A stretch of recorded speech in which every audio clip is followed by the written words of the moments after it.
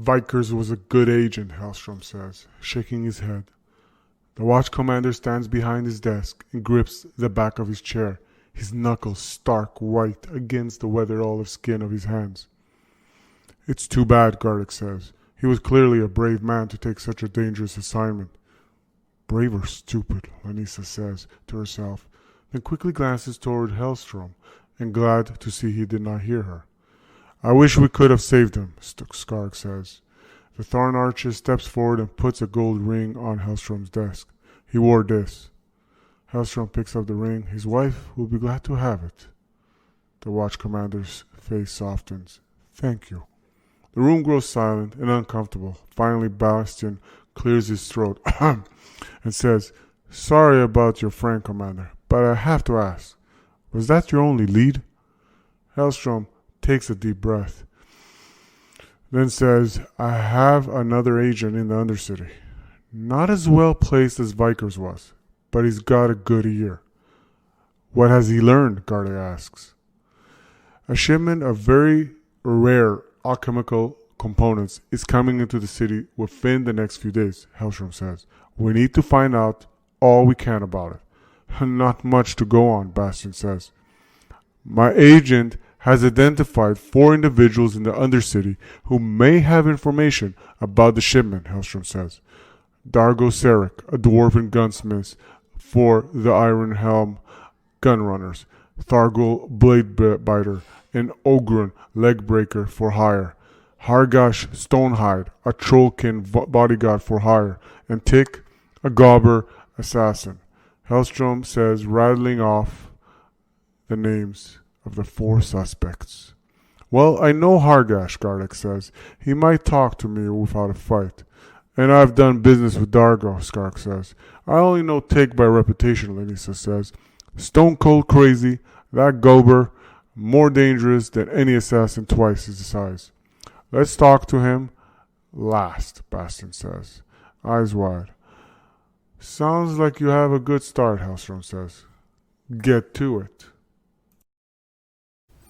Welcome back now to Chapter 2. Now that we know the story that has unfolded, Hellstrom has asked us, after the death of the first agent, he has another planted agent, and he would like that we arrest or apprehend 4 suspects. I just find the title of this chapter a little funny, Unusual Suspects. If you know the movie with Kevin Spacey called Unusual Suspects, you'll understand why I find it funny.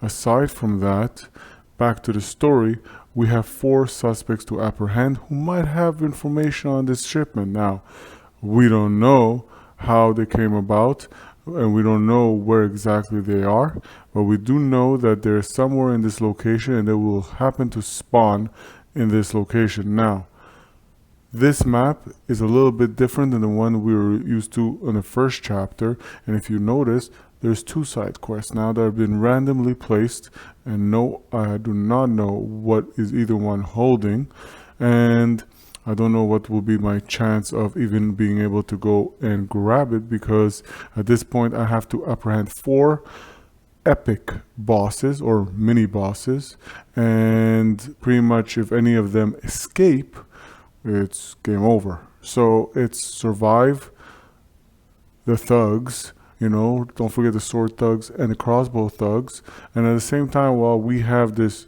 unusual suspects that will spawn after the first round, a boss will spawn every round after the first round. Okay, so in that case, we have to focus on them. So they're the main focus. Aside from that, so let's make sure that we have pretty much an understanding. So the suspects are significant villains that activate at initiative 20. When a suspect activates, he follows this special tactics. Okay, so he has special tactics. Now, the suspects may only do melee attacks. So even though they have ranged ability, they cannot do that. They can only do melee attack. More importantly, they activate before all the heroes activate, because they have initiative 20. All right, so they don't act when the villains act. They act pretty much when the heroes act, and they act at initiative 20. Okay, and their behavior is pretty much they run toward the escape. Now, apprehending the suspects. When a suspect is incapacitated, he has been apprehended. Do not return suspects to the reserves when they are apprehended. That means once you apprehend them, job well done. But you have to do 4 of them. Okay? So, one very important thing to do. So again, it's like I told you, 1 suspect spawns at the beginning of each round after the first. So the first round, no spawning. But every round after that consecutively, there will be a spawning. To determine the order which they spawn during the setup, shuffle the suspects' start cards without looking at them and deal them into a line near the reserves. The suspects spawn in the order of these cards in the left to right in a 3-player. Okay, so we're not playing 3-player, we're 4 amazing heroes, and we're not gonna line them up. What we're gonna do is gonna shuffle them, whichever is a top, second, third, fourth, that's the order, and that's pretty much no different. Then roll a die for the spawning location, so spawning, so where they're gonna spawn. Okay, so they could be any one of these 6 spots. There's 6 spots where they can spawn from. And after placing the suspect on the map, roll again to determine which passage that suspect will use to exit the map. Okay? So basically, first one to spawn, second one is pretty much to know where their escaping route is. Now, more importantly, after this setup, is we have to place the heroes, and we have to decide where they're going to be placed, because they're waiting to pretty much take down those suspects or those unusual suspects. So we're going to start from this. So we're going to put Gardek, the leader. All right, he's going to stand right here. Okay, and then not too far across from Gardek will be his amazing Tharn archer, and Bastion will be right here, and our amazing, wonderfully beautiful Lanisa will be right here. So now that they have all been placed, so I should be holding it like this, and this is the map. I'm sorry for that. So this is the map, and this is the setup. So the setup is mainly like this. So you can see spawn point 1 there, and spawn point 4 here, spawn point 5 here, and spawn point 2, and 6, and 3. Now, very, very important also to notice is that there's this little passageways right now that we haven't seen before. Okay, they're kind of called loose rock passageways. There's loose rocks there, and we have to watch out when we walk there, because we could attack that passageway, and if we do, we flip them over and they pretty much become caved in. So when they can become caved in, anybody that's get caught in that passageway will have to do a hazard roll. More importantly, you get a +2 on defense, but then again, you're going to take damage, so make sure you don't get yourself caught in on that. So they could attack this if they wanted to, not that it has to be. Now that we have said that, then we've placed all the amazing heroes, let's pretty much put together the villains. All right, so our villains or our suspects are pretty much right here. We're going to shuffle this, and it's very hard not to see it, so I'm going to assume that I'm not looking, and I'm not looking, I'm kind of looking away from the board, and we will see who is the first. And the first one is, well, he should be familiar to you, the Epic Rulik Merc. Okay, so being epic, you could play him regular. If you feel the game becomes hard, you can always change it on the other side and make it kind of easier a little bit. Epics usually, enhanced weapons from what I've seen, or giving them abilities, okay, in most cases, and sometimes even increase HP. Aside from that, nothing else that I've seen. All right, so this will be the first one that will appear after the first round. Okay, so now that's settled. All right, so we'll deal with that when the time comes.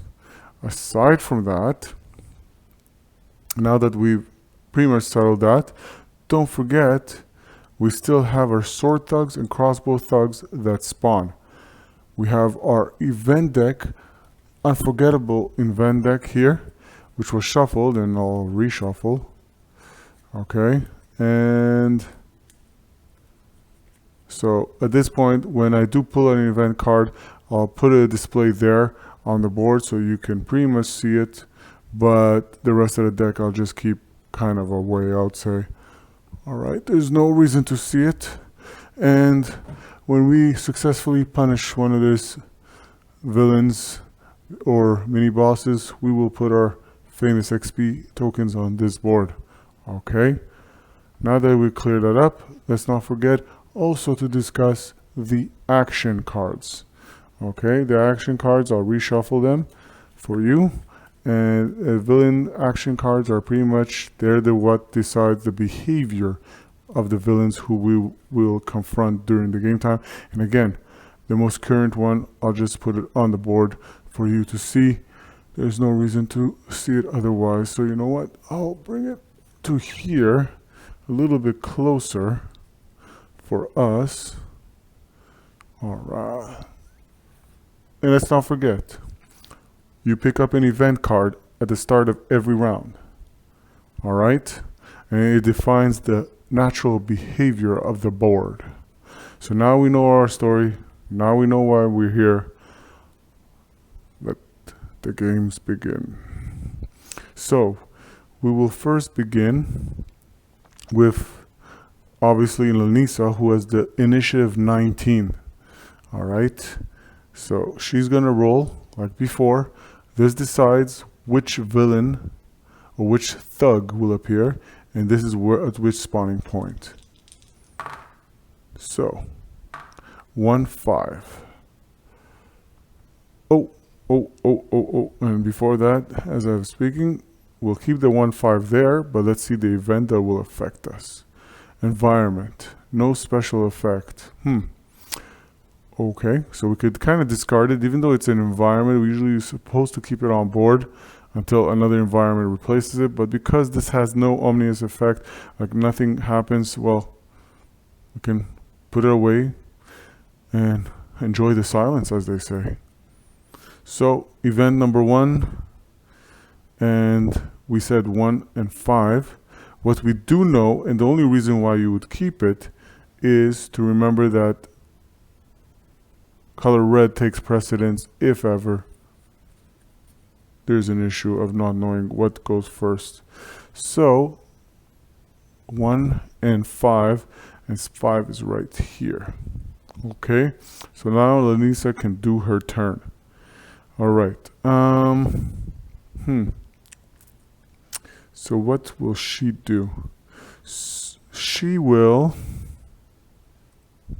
Okay, so before actually she does her turn, I'm going to, let's not forget, let's put these cards right here so you may be able to notice or at least know what are the requirements for the sword thug and the crossbow thug in case it was forgotten from the first chapter. So what she's going to do, removing this, she's going to decide to charge here with her claymore.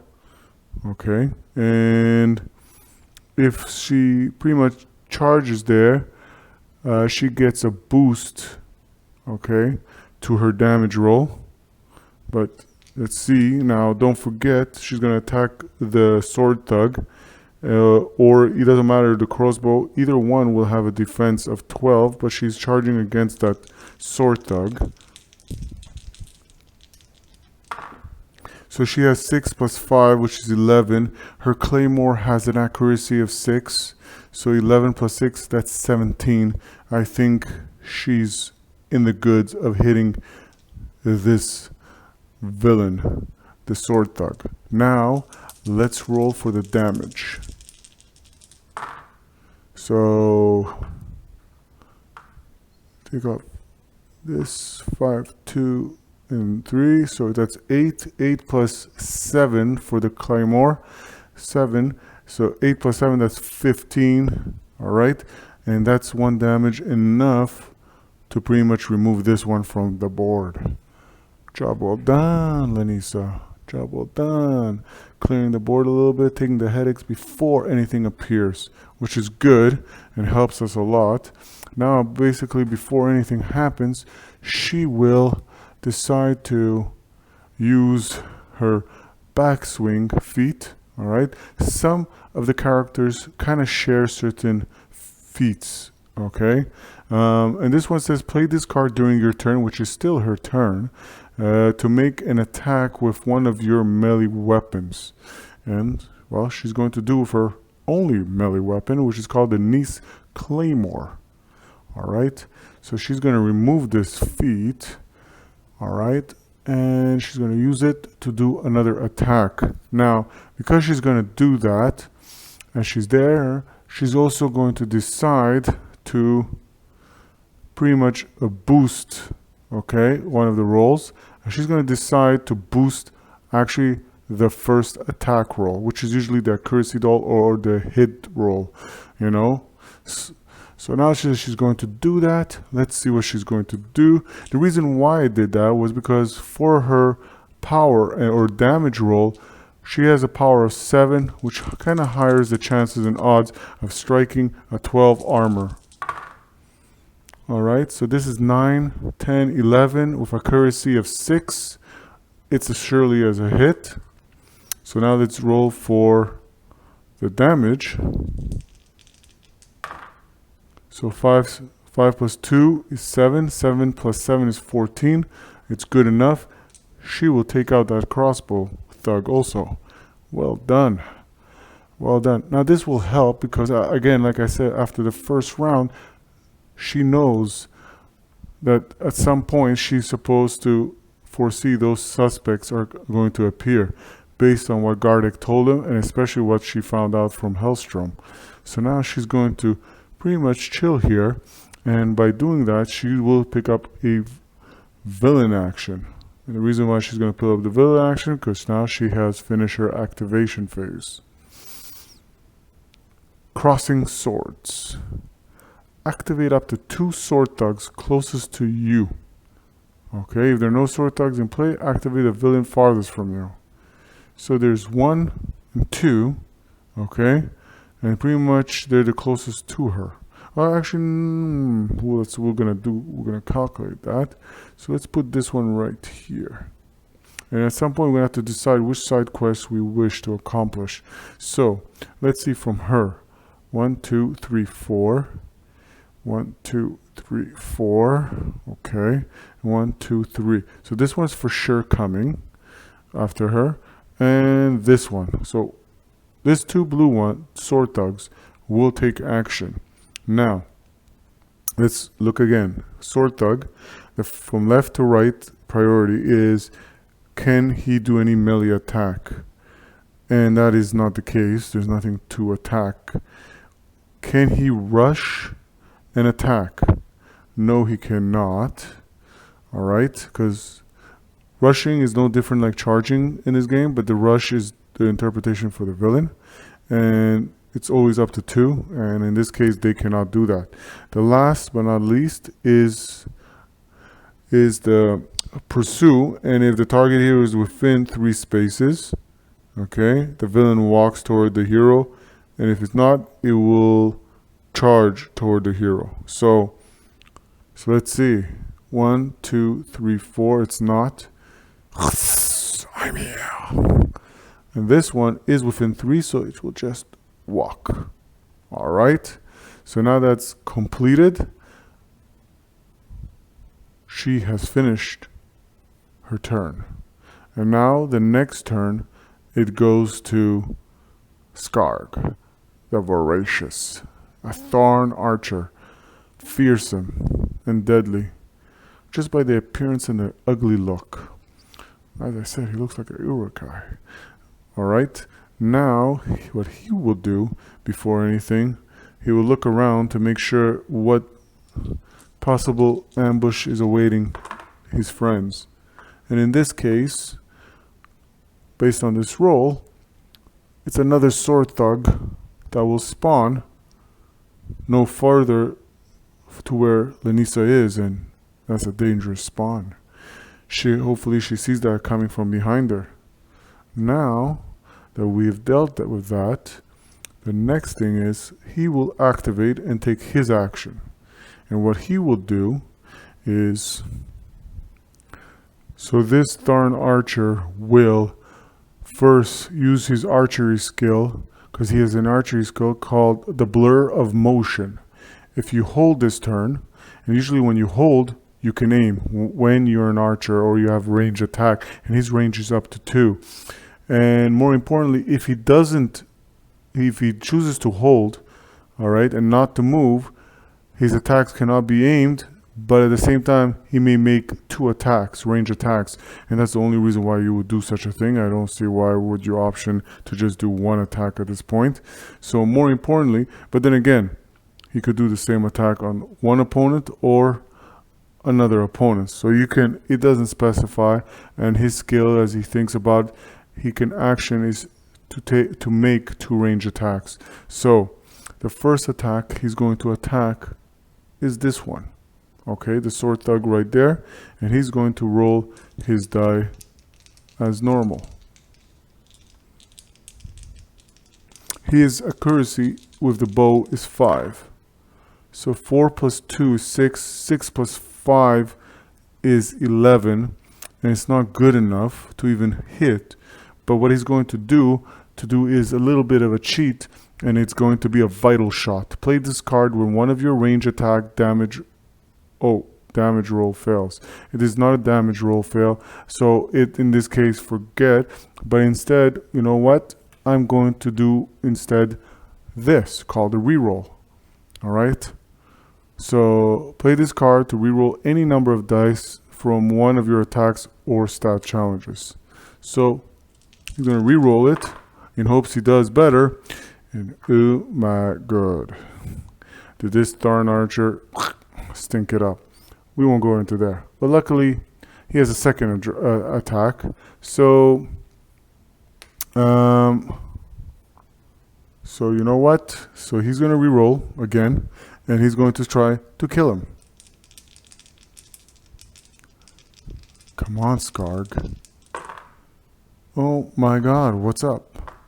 3. All right, at this point he rolls 3, and that's kind of settles for it, and it was his decision to use that and for a second attack. So he was positively I don't know what he was thinking or doing. So I hope he won't cost us anything. So he kind of didn't do anything. He had 2 attacks and they kind of fizzled. So now it's the activation.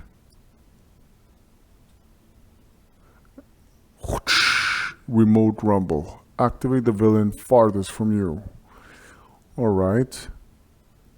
I would say the farthest is 1, 2, 3, and that's for sure the farthest villain. So he's going to activate, and because he's not within 3, he will charge out of there. Alright. So now that that has been done, it is Bastion Kinneth, the Morrowind Battle Chaplain's turn. And it's going to be an awesome turn. Let's see what he's going to positively do, as he is surrounded by villains. And he's looking at Skarg from a distance and having that kind of glare of saying, really? Really? It took 2 shots and you couldn't get it? So now it is up to him to take his might against the foe. So he will use his Blade of Radiance with his mighty mace. And the Blade of Radiance is you gain an additional die on mace attack and damage rolls. Drop the lowest die from each roll unless the target is undead. So none of them are undead. And so this is the question, which one does he tackle? Because now he's pretty much surrounded and he can only have 1 attack. So he's going to charge in wherever he wants. So he can't charge on that foe, especially when there's a foe right here. He could try, but he's going to take a free strike, and there's no point of that, especially when he needs to know. So you know what he's going to do? He's going to charge and take care of this one. Okay? There's no real particular reason, but at this point he has to hurt somebody. So now the charge, as he plans to take down that evil, lurking, red sword thug. 6, 5, but you lose 1 because he's, don't forget again, Blade of Radiance says you gain an additional die on mace attack and damage rolls, but you drop the lowest die. Alright, and this is the lowest die, so he did 9 in this case. Alright, which is still not bad because, and his accuracy is 5, so 9 plus 5 is 14. It's good enough to hit the sword thug. Alright, now he's going to go for the damage roll. And don't forget, for the damage roll, because he did a charge, he gets a die for the damage boost. And plus, because of the Blade of Radiance, he gets an extra die with the lowest one to get up. This is an overkill. This would have been beautiful against, this is amazing against the mini bosses or those unusual suspects. And the reason why I say that, because don't forget, if you roll greater than 5 or greater, you know, than the armor status of the unusual suspect or any villain, then you do 2 damage instead of the regular 1 damage.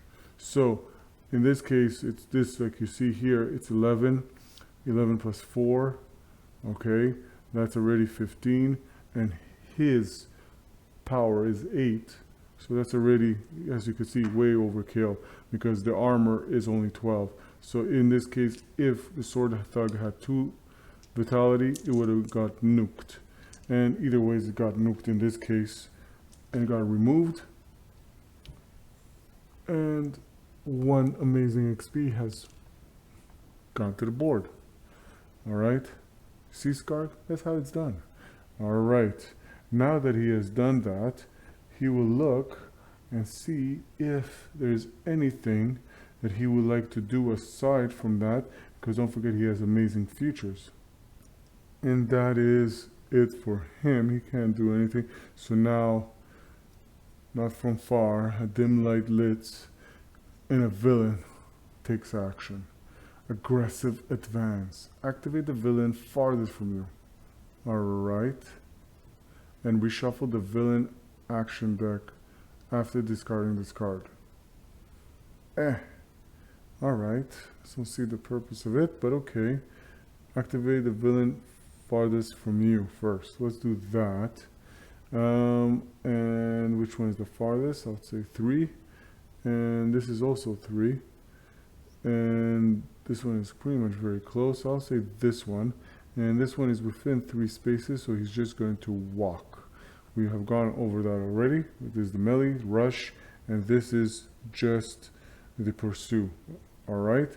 And he's just going to pursue as he sees what's going on over there. Now that we did this, and based on what the card says, alright, we will reshuffle. Alright, let's do it.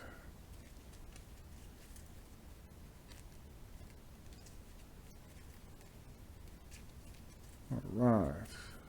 Okay. Now, last but not least, great leader Garlic Stonebrow. The Trollkin warrior. Sorry, I had my mic kind of a bit away. Alright, so I hope you got a chance to hear what I was saying. And the Trollkin warrior will take his action.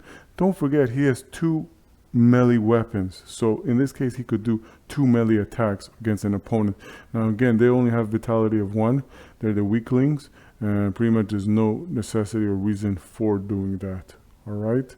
So what he's going to do, seeing what's going on, he's going to say that his first action will be, so he will decide to charge.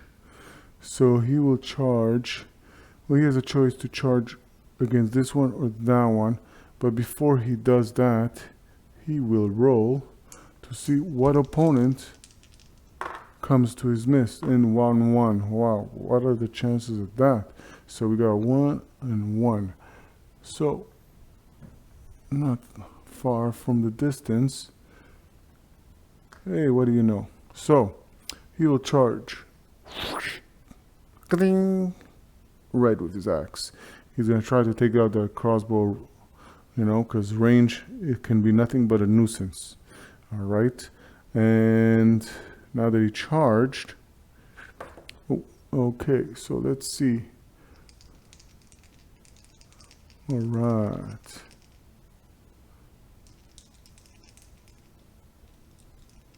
Okay, so let's see. He has a accuracy of 6. And don't forget he has 2 melee weapons, so he can attack twice. So 6, 4, you might not have to. 6, 4 is 10.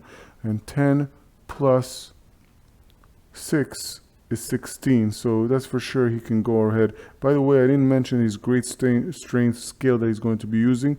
Oddly enough, it's going to be steady. You gain +1 defense. Alright? Alright, so it's very, very important. So, oddly as it may sound. And because he did that, also he's going to have his boosted because he charged into the enemy. And I think this is well enough to obliterate him. Do you get obliteration XP also? No, okay. You're a badass. I like it. Hence why you're the leader. Nobody messes with Garlic. My God, he's a giant in anybody's midst.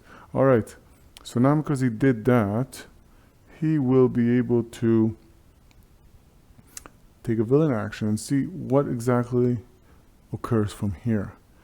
Crossing swords. Activate up to 4 sword thugs. If there are no sword thugs in play, activate the 2 villains closest to you. So we're going to do it. We're going to see if there's 4 sword thugs, and there is without contestation there. So we're going to put this here as a reminder. So up to 4 sword thugs. So let's see. We're going to first do this 2, and then we're going to deal with this 2, okay? So, actually, you know, let's do it with this 2, because they seem to look at him more with glowing eyes, and they have blood in their eyes, and they want a piece of him. So he's going to come here, and he's going to rush in, and he also is going to rush in, and those 2 are going to rush in on him and try to corner in. So this one first, okay? This one first, and usually you should take the action separately, but let's do it like this in cinematic kind of form. He's going to come in and he's going to try to get Garlic down.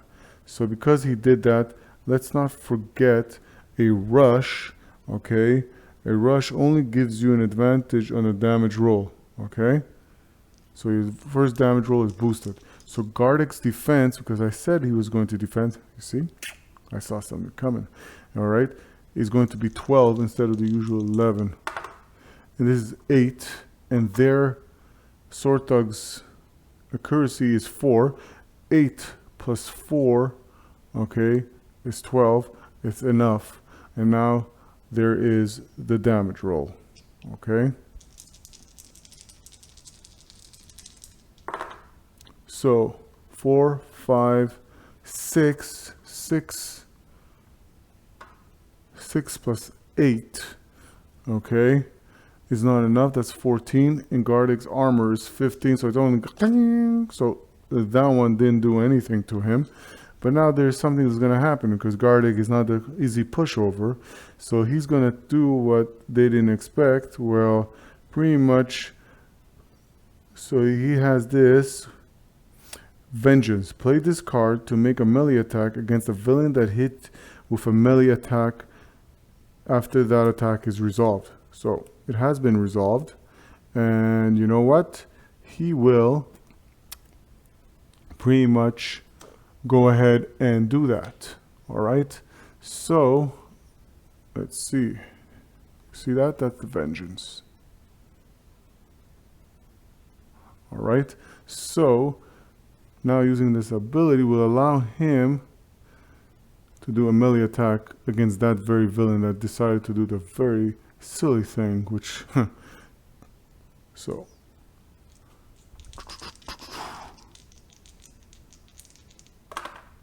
Six plus 2 is 8, and his axe accuracy is 6, Okay, don't forget he has 2 melee weapons, so he has no issues here. He'll like almost a double attack.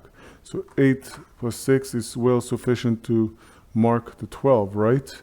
And 12 defense. Now he rolls again for damage. And his accuracy on the axe is a 9 as he swings it right at the red foe. Oh, 2, 3. 3 plus 9. Whoa. 12. That's 12 and 12. That's not enough. That's not enough at all. That didn't look good. Well, he tried. It didn't work out right. You have to understand, when defense, you could be equal to or greater, and it is a hit for defense. When it's armor, you have to roll greater than the number. So the number of armor is 12 for the sword thug, and actually it happens to be for the crossbow thug. And he rolled right now with a 3 and the 9, and 3 plus 9 is a 12. Okay, so now that that happened, he pretty much didn't go well. So now it's this sword thug's turn, and he's going to try to take a swing while Gardic turned his back at him. And 4, 5. And 5 plus 4 is not enough, so nothing happens there. So at this point, no damage was taken. Gardic is still holding his foot, swinging that axe and taking the shield and blocking all the damage. And doesn't look that great, but he managed to miss on that attack, which is not that great. Alright, so now that that was done, let's see what else is going to occur. Okay, so now this one will, well, because he doesn't have, it's within 3 spaces, and that should not count. He cannot go directly there because it's blocked, so he will just walk. And this one also will just walk. All right, now that they both walked in, the round has ended, and we do know that the first spawning of the suspect will appear, and he will be alarmed because he's going to see these 4 valiant heroes fighting off the thugs who are part of the same gang, and tragically so, they're going to feel the wrath of the Gardic Stonebrow and his amazing crew of the Black River Irregulars. So let's see what happens from here.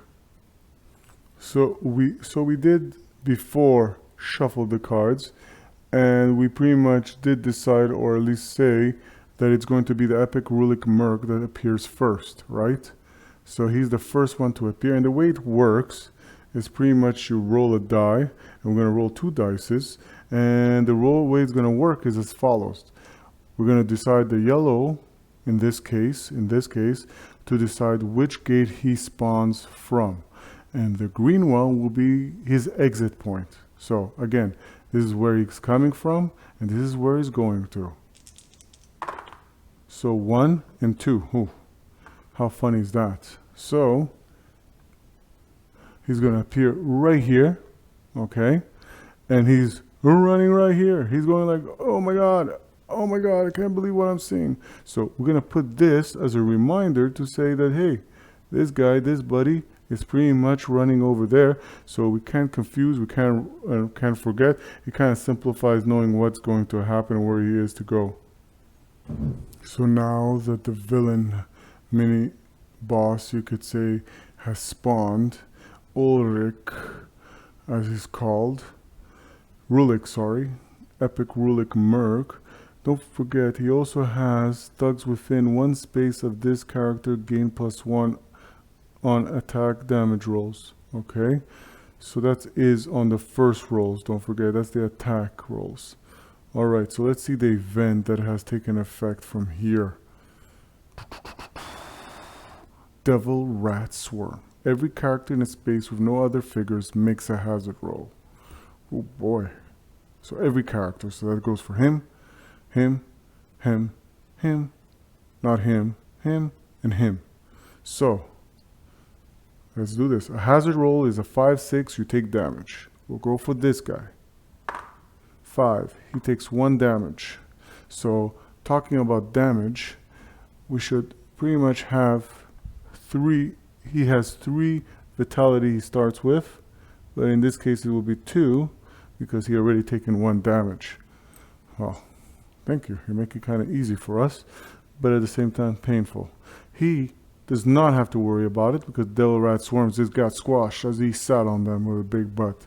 Now this one, on the other hand, will have to roll about it. And he's safe. He will need to roll. And he takes damage. And he's out.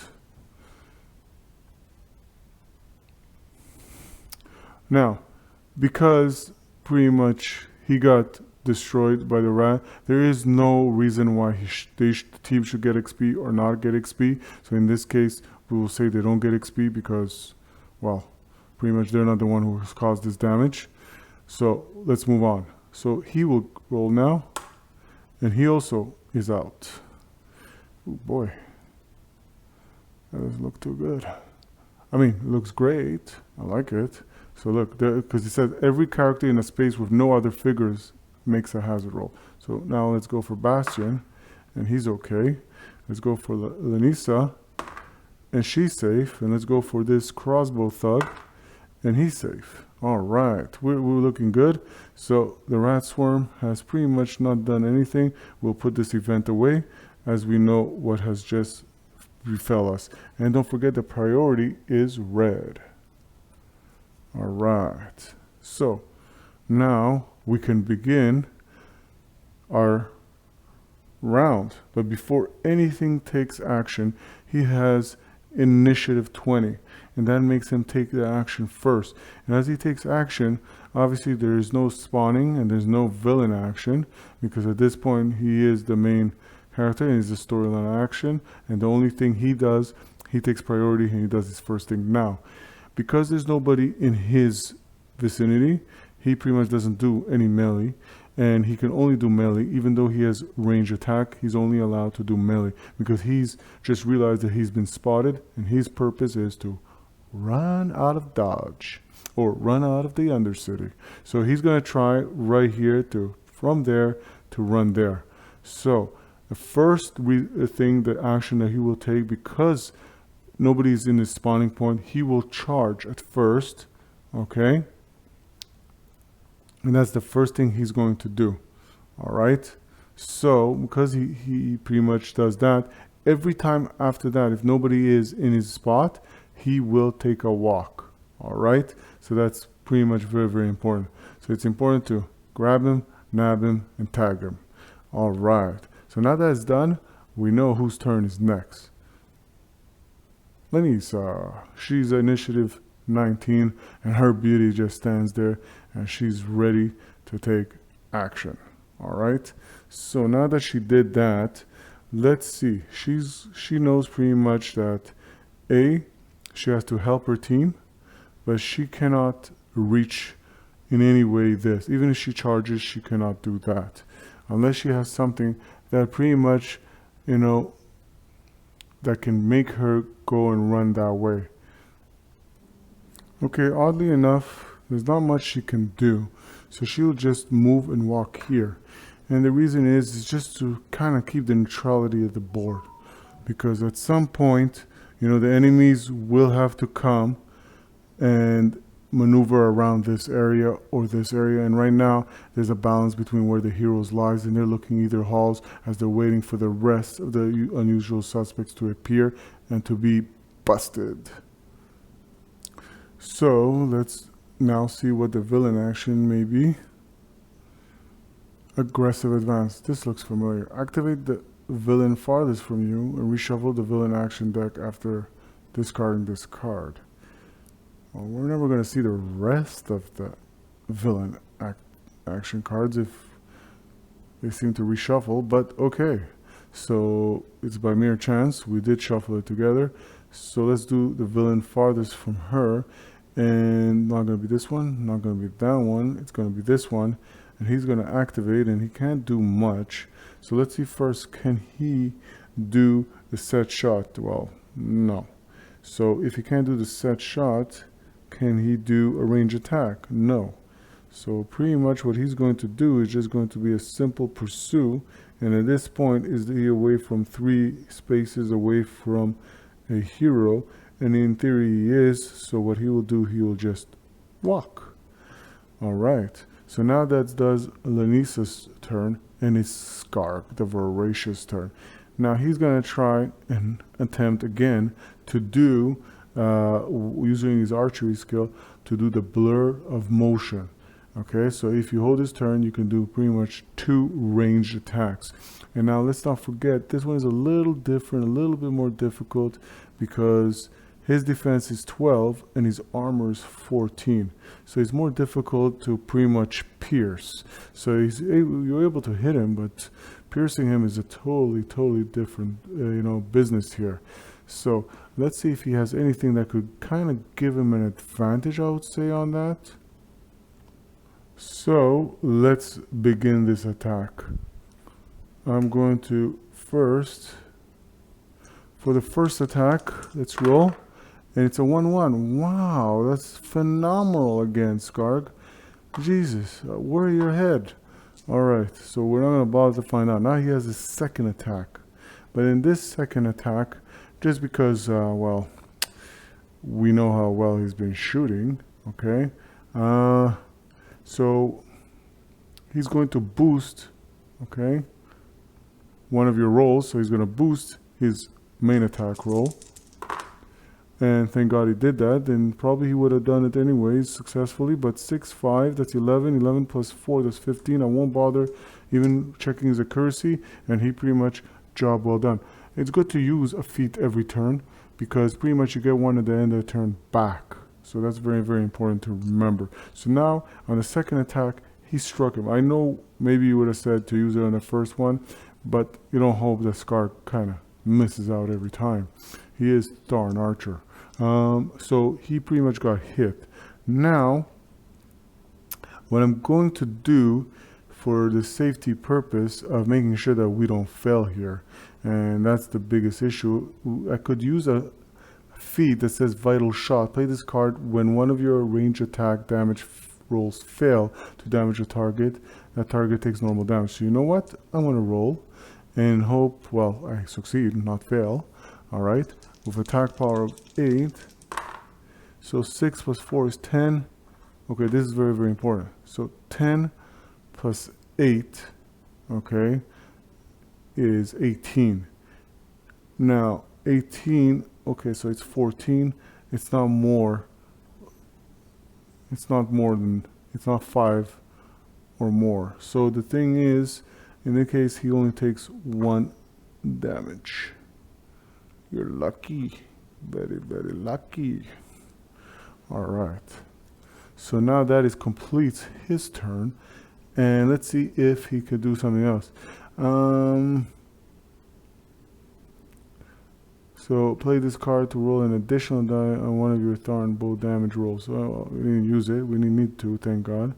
And so we didn't kill him. So what we're going to do is take a new feat card, and pretty much, well, at this point, we will see what this amazing foes have waiting for us. And we had to, remember, shuffle our villain action, because we seem to be bringing forth that aggressive behavior from our villains.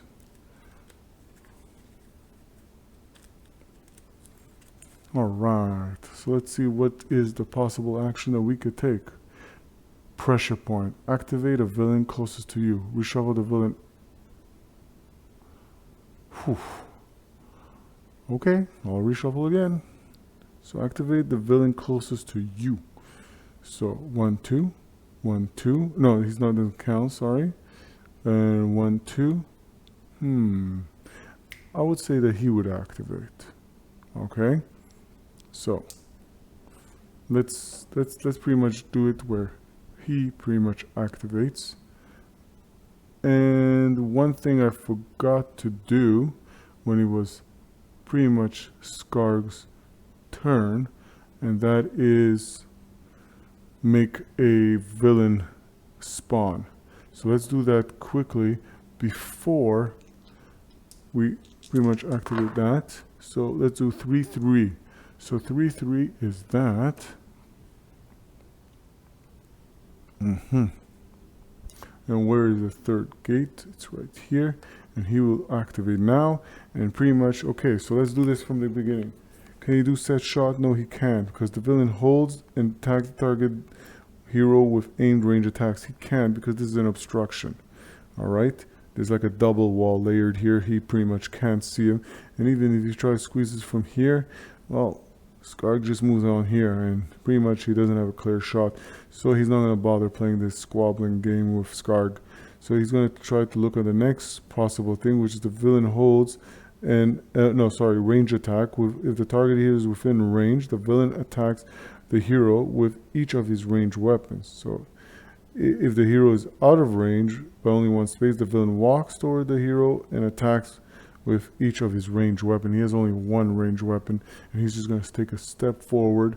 He's going to say, point blank shot. I'm taking a shot right now. And let it be. So, and that is 4-2. That is 6. That is 6. And 6 plus 4 is 10. And Skarg's defense, amazingly so, is 12. Alright? So it's not sufficient. Nothing happens. Nothing goes further. And Skarg just turns at him and looks, seriously? Alright. So now that we cleared that, we're going to go to the next amazing hero, and Bastion Kenneth has risen. And he is ready to take action. And what he's going to do, well, he can go and help Gardic. Or he can get kind of silly greedy and go for the side quest. But he can always come back for that later. So, chance. So what he's going to do, he's going to take priority and he's going to help Gardic here. So what he's going to do, but he can because 1, 2, he can only do that. So he can only charge one step pretty much forward. He's to ignore a free strike this turn. Okay. And pretty much hand of fate, play this card to add a die to an attack damage of his turn. Okay. Create a card, play this card to when the hero in your space walks or charges, that hero can move one additional space. So you know what? What he's going to do, because he can't be helpful to them and he should stick around the area, but again, there's not much nemesis.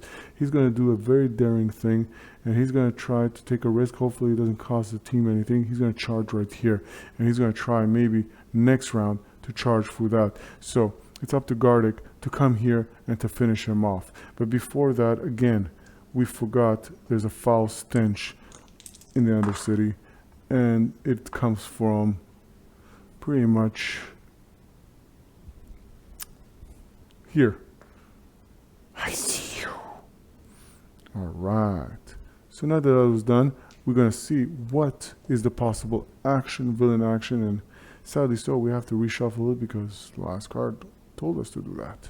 And we should have done that before, but it doesn't matter because right now, before we take the next villain action, we will pretty much see what it is. So let's see what is the villain's action this turn.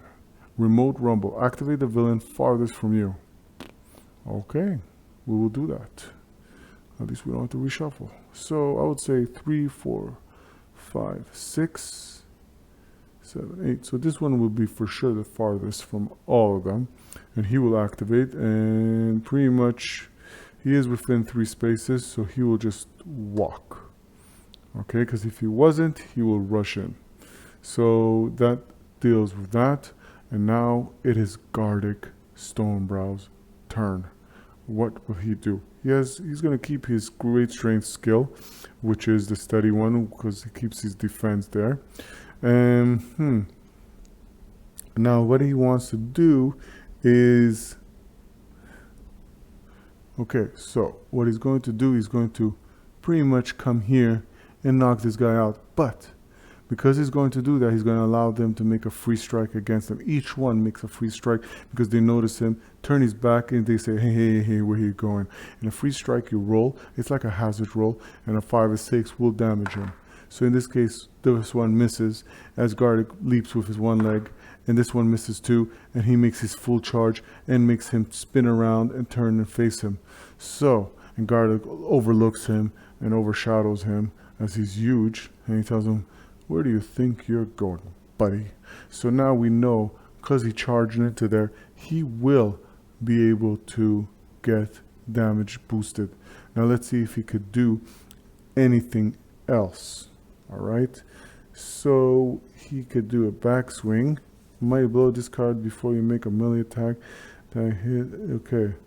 So play this card before you make a melee attack. If the attack hits, target takes an additional damage. You don't need that. Alright? Beat back. Play this card when you hit a villain. Okay, no. So, let's do this. We have 2 attacks here that are possible. So 6 plus 1 is 7. Alright? 7 plus 6. Okay? That's 13. And that naturally passes his defense. Alright? So now we will roll the damage.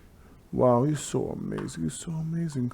This is 5, 6, and 6 plus 9 is 15, and happily so, whew, by 1. His axe, mighty and huge, cuts him down, and Epic Rulik is no more.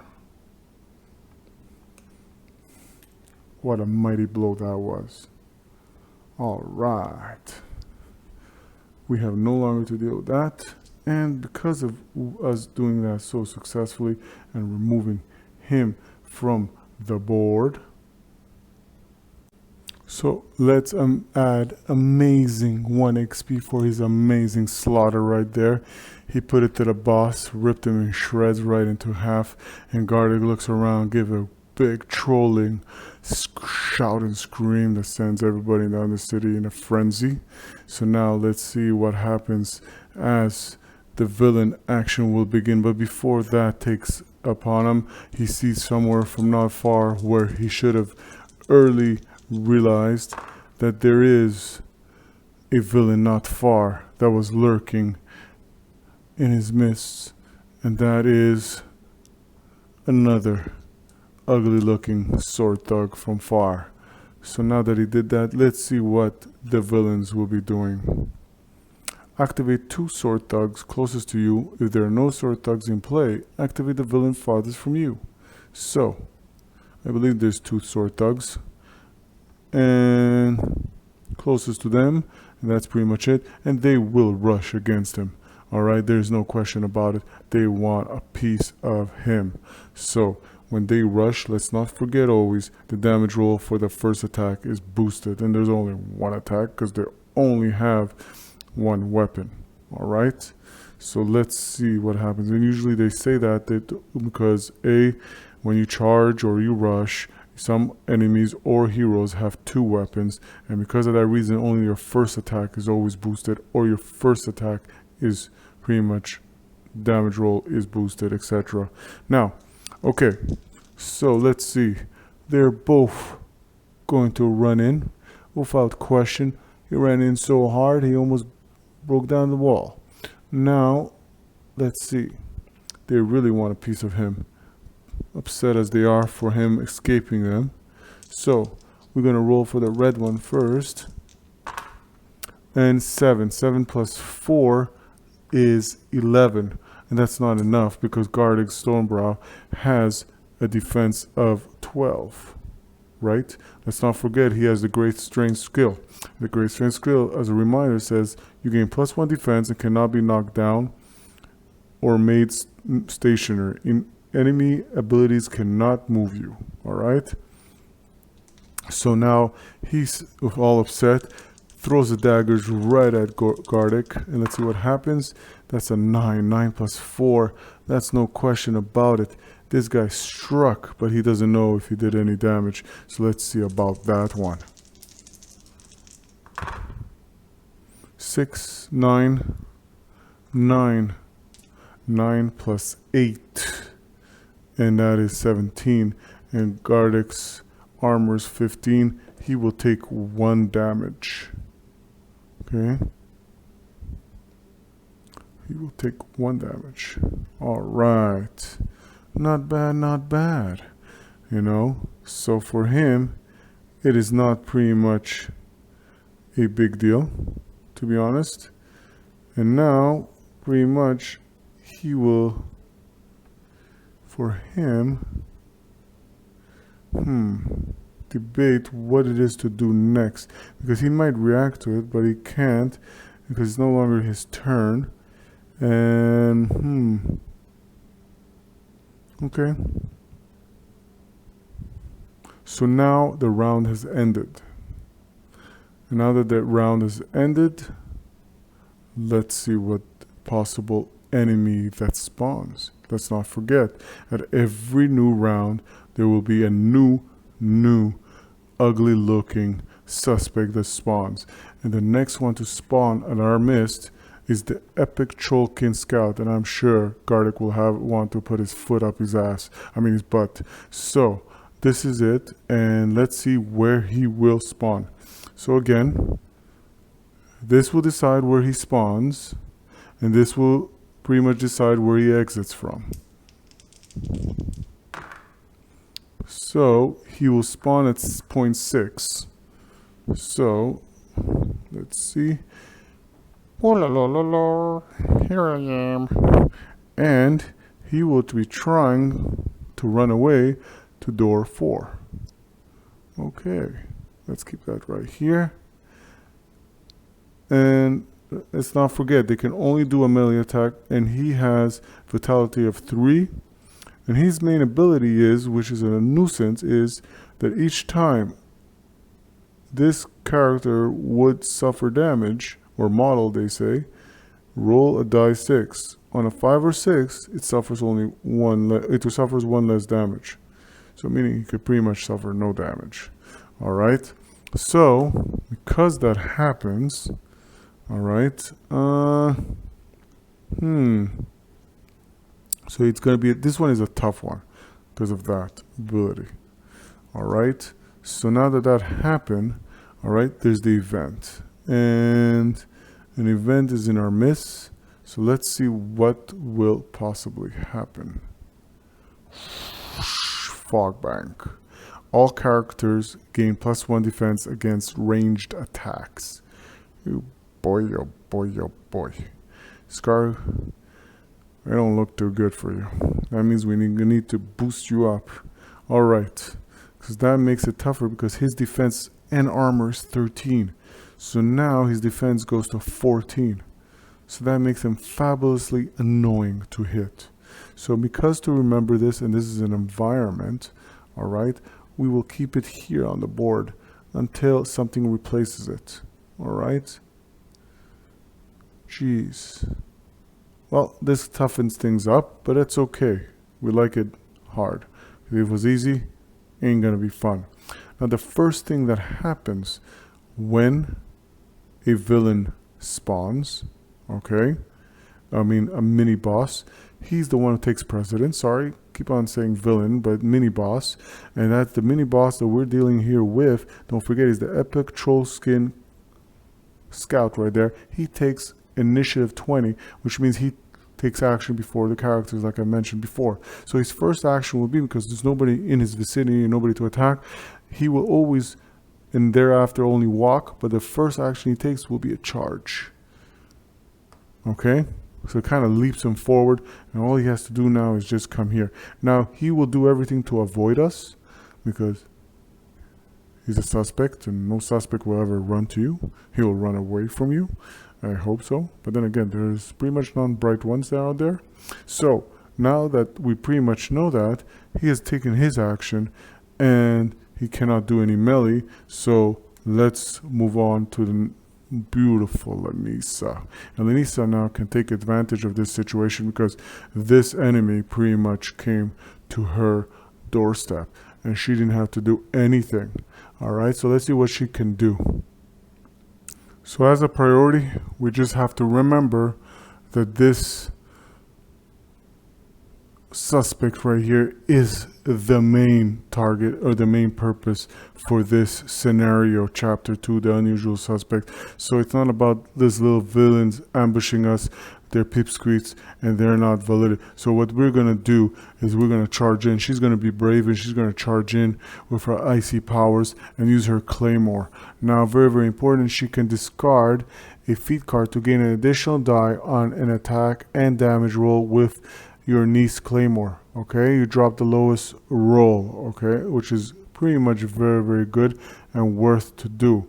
So she's gonna pretty much she's gonna take the risk and she's gonna do this one. All right, so I'm a hero, play this card to heal one card, and this one, she's just going to remove this card, okay? And she's going to do that. Now that because she did that, let's not forget that her damage roll is boosted, okay? So let's see what possibly she can do. All right, and okay. Let's see. Don't forget also that his defense is 13, all right? And all characters gain +1 defense against range attacks, all right? So this doesn't look too good because she has to remove the lowest die, right? This is 7. 7 plus 6 is 13. Whew. And don't forget, for accuracy, unlike armor, unlike for damage, she just needs to hit the defense or greater. And this defense of this opponent is 13. So she hits him, and pretty much she can now roll for the damage roll. And the damage roll, unlike that, she gets 4 rolls because she used the feat of the sword master. And she gets an extra die and removes the lowest, and she also charged in, so she rolls 4 dices. So let's see what happens in this case. Well, I'm just gonna say, but let's see, because she removes the lowest die, and there's a reason why I'm gonna keep. I'm not gonna just say that she hit him, and she's a badass. Okay, 12 plus 4 is 16. 16 plus 7 with the claymore. Okay, 16 plus 7 is 23. All right, and 23 is way above the armor of 13. It's more than 5. We can agree with that. So he will take 2 damage. So he has 3 HP, and I again forgot to place it there. He will have only 1 HP marker left, and this Skark, what's going on? Look at that.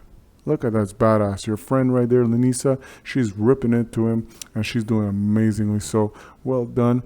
And right now, that one is feeling the pain, and knowingly so. Now that she has taken her action, and she has brought the suspects in. We don't know if she has spawned anybody, and she probably has. And because she has spawned, let's see what villains that will pretty much the action that will take upon on her turn. So before that, she will do something. Well, you know what? This can be compromising.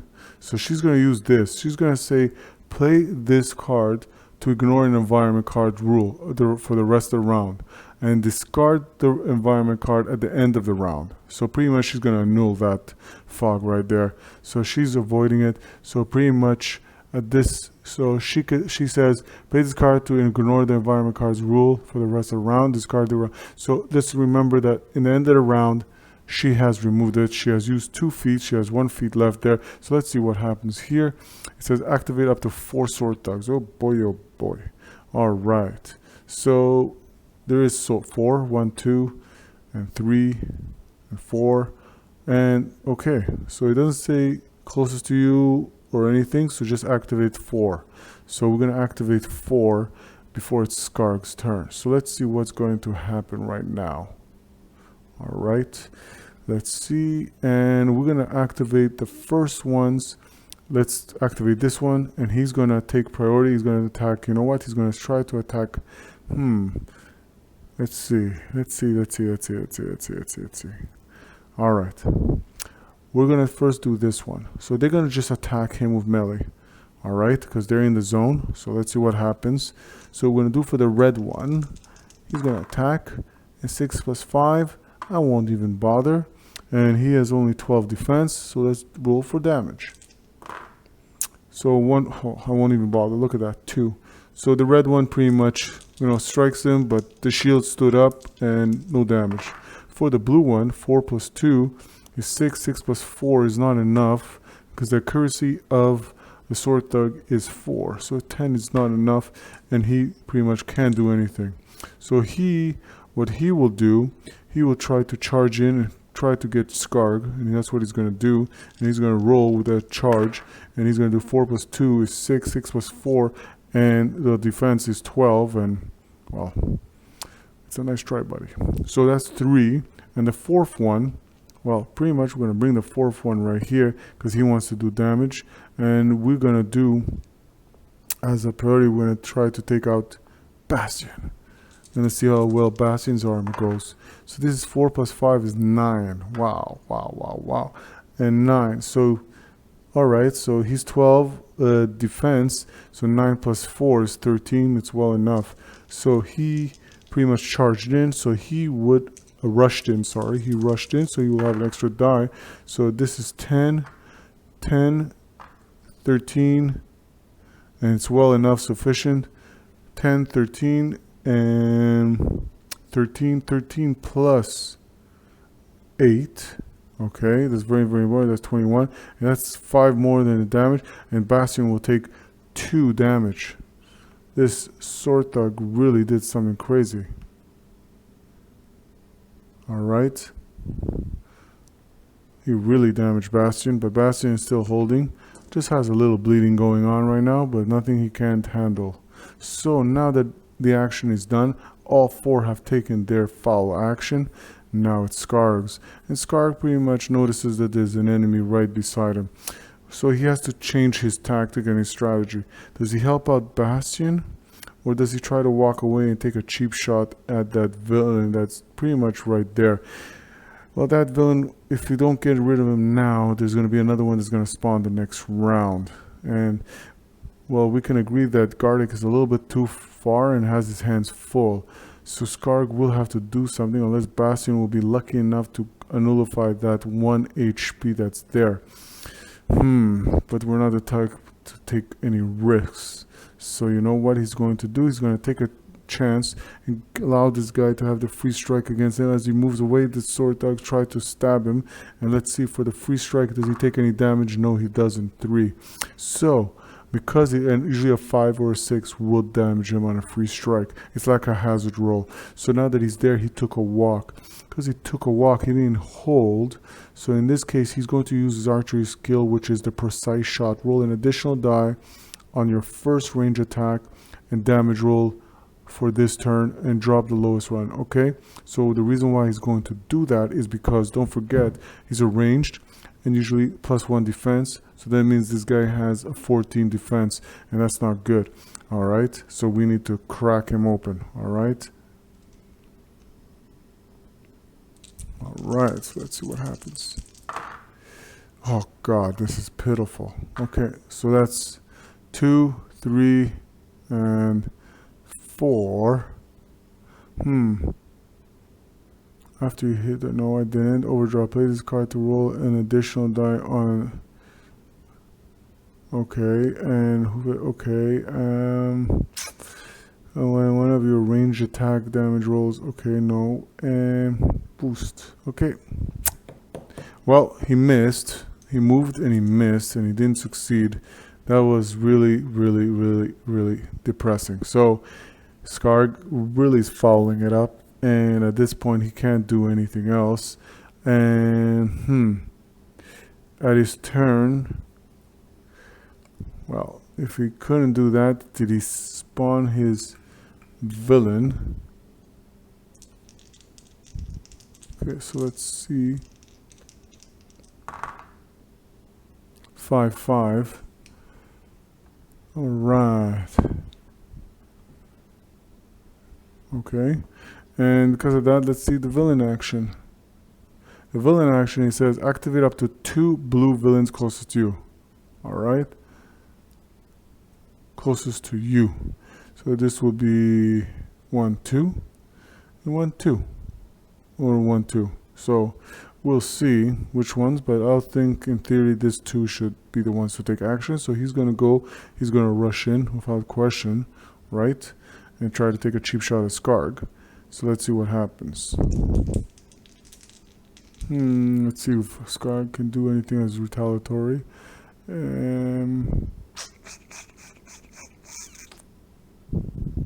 Okay, nothing of a fancy. So 5 plus 4, and that's not enough, so we won't bother with that. So he's gonna take what? he unleashes a bolt, and as he does, because he holds and he aims, his aim attacks 4, 5, 6, 7. 7 plus 4 is just not enough. It's 11, and pretty much that's also a miss, because don't forget Skarg's defense is an amazing 12. Whew.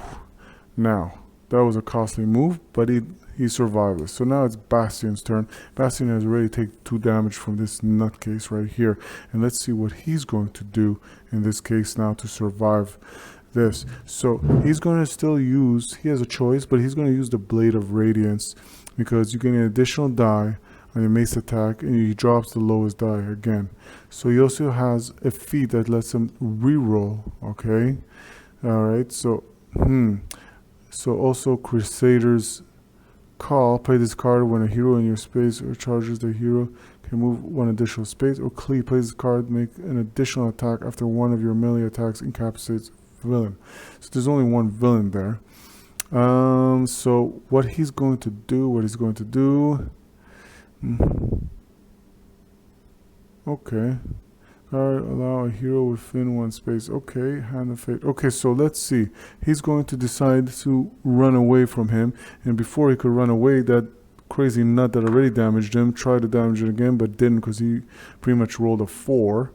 As you can see, sorry if I was a little bit too quick there. Alright, and he charges ahead and tries to help Lanisa, not allowing this foe to escape the wrath. Now that he did that, he will also, because now he rolls an additional die, let's not forget, he will roll an additional die for the damage. So 6 plus 5 is 11. Alright, he removes the lowest die, right? 11 plus the accuracy, which is 5. 11 plus 5 is 16, which is sufficient. Now he rolls an extra die because he charged in. And I think, so lowest die gets removed, but this should be enough. So this is 6, 5, 11. 11 plus 8 is 19. It's well sufficient. And we obliterated. Oh, we forgot. Each time this model would suffer damage, roll a die 6. On a 5 or 6, he takes 1 or less damage. Alright, we didn't do that for the last time. 3, so either ways he didn't defend on this one. Alright, so for each time this model would suffer damage, roll a die 6. On a 5 or 6, he heals. So let's say, for sake of error before, there was an error, but in this case it's not. He did not be able to regen, and he takes that final and last damage. So we'll say this went pretty much very, very well to the liking of the crew, and he is off. Now that we have taken him, we'll add 1 more XP, and more importantly, we will also before the villain action, I don't believe I did the spawning, and I think this board is getting a little too crowded for me. 1, 1. Where's 1? Okay, and let's see what the villain action would be. Okay. And the villain action is for Bastion. It is activate up to 4 crossbow thugs plus 8. Alright, there's only 1. Up to, so that's okay. Up to 4. So so there is the 1 and 2. I can live with that. So he's going to activate first. He's going to aim against Bastion. He just sees that he's damaged. He's going to say, perfect guy to do it. And that's going to be the ability of the set shot. The villain holds and attacks the target hero with an aimed range attack. Alright? And in this case, it's 8, 9, 9 plus 4. Okay, 9 plus 4 is 13. It's well enough to pretty much get that shot in. Now that he did that, he will try to damage. Oh, don't even bother. Okay, so now that he did that, he totally missed. So now he's going to try to take a shot at Skark. And he's going to also take a aim. So that's 7, 8, 9. 9 plus 4 is 13. That's well enough to try to pierce. Skark, let's see. 6, 7. 7 plus 8 is 15. 15, and the armor is 14. Alright. And there's nothing that can pretty much deter that. So he will take 1 damage. Skark will take finally 1 damage. That's okay, that's okay. Alright. So now that that occurred, very, very interesting. The villain phase ends, and now, after this amazing turn by Bastion, it is Garlic Stonebrow's turn. Alright. So now that Garlic Stonebrow's turn, alright, he has 2 weapons and 2 foes at his miss. But again, that 2 weapons, he can't use it at 2 separate enemies. It has to be against the same enemy. Alright. So, because he did that, he can attack. If the attack hits, take 1 additional damage. No. Pay this card during your turn to make an attack with one of your weapons. That can work though. So, okay, so what he's going to do, he is going to pretty much attack. And he's going to, because his accuracy is 6, I don't think there should be an issue because their defense is only 12. So 5 plus 5 is 10, okay? And, because it's 10 plus 6, that's 16, and that's enough to hit. All right, now we go for the damage roll. And the damage roll, I will say, 4 plus 3 is 7, 7 plus 9 is 16, and he has taken down this foe. We got 1 more XP into the pool. Okay, now quickly he's going to use his ability called backswing. Now backswing, his feat, not feat, not ability. And the feat says, play this card during your turn to make an attack with one of your weapons. So, well, he's going to do that. And anyways, he gets a new feat, so why not do it? So he's going to try to do that right now. So he's going to attack the blue sword thug right here. And let's see. Should he boost it? Should he not? I'll say not. And there you go. He's 9. 9 plus 6 is 15 with his amazing axe, which is swinging like a wild one. And that pretty much hits. So now let's see if he damages. So 3 plus 3 is 6. 6 plus 9, which is the power of the axe, rips and shreds this enemy in half. Kind of clears the board a bit around him, giving him some freedom to move, as they say. And he adds 1 more XP to the pool. Now, very, very important to note, because he attacked and did not move, he could move right now if he wanted. Only take a walk on the wild side. He can't charge anywhere. But, well, he has put... So he has also hoof it, and that will allow him to walk more, but I don't think he wants to do anything crazy. So instead, what he will do is, okay. So he will come here just out of safety, all right? Because again, to keep this point central to everything. So now he has completed his turn. He will take a villain action. And let's see what happens in this occurrence. Activate the villain closest to you. Okay. I think it's your lucky day. You get to attack me. Seriously? Alright. He rushes in. He will roll his die. 5 plus 3, that's 8. 8 plus 4 is 12. And Gardick's defense is 12. And that's enough to try to damage me. So this is 6. 6 plus 2 is 8. 8 plus 8 is 16. That's more than enough. And Garlic takes on his second damage. Alrighty. Well done, little fellow. Well done. So now that that has taken a foot, alright, let's not forget that Garlic has regained a feat for using it, and the turn has ended. Alright, so now that that is complete, the round is complete, the enemies have done what they had to do. The only thing, I keep on feeling that I keep on forgetting the spawning, so let's make sure that we don't do that anymore.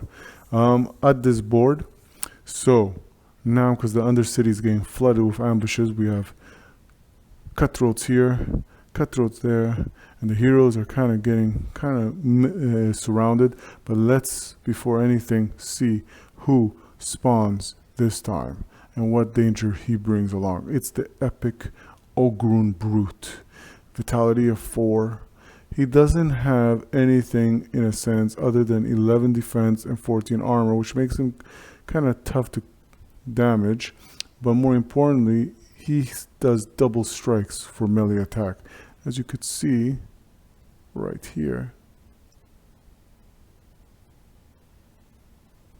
I don't know if you could see that. The times 2. The times 2 meaning he has 2 melee weapons. So let's see where he spawns and where he exits from. So 3 and 5. So we know he's running here. All right. And so pretty much a 3. So let's see this. Where's number 3?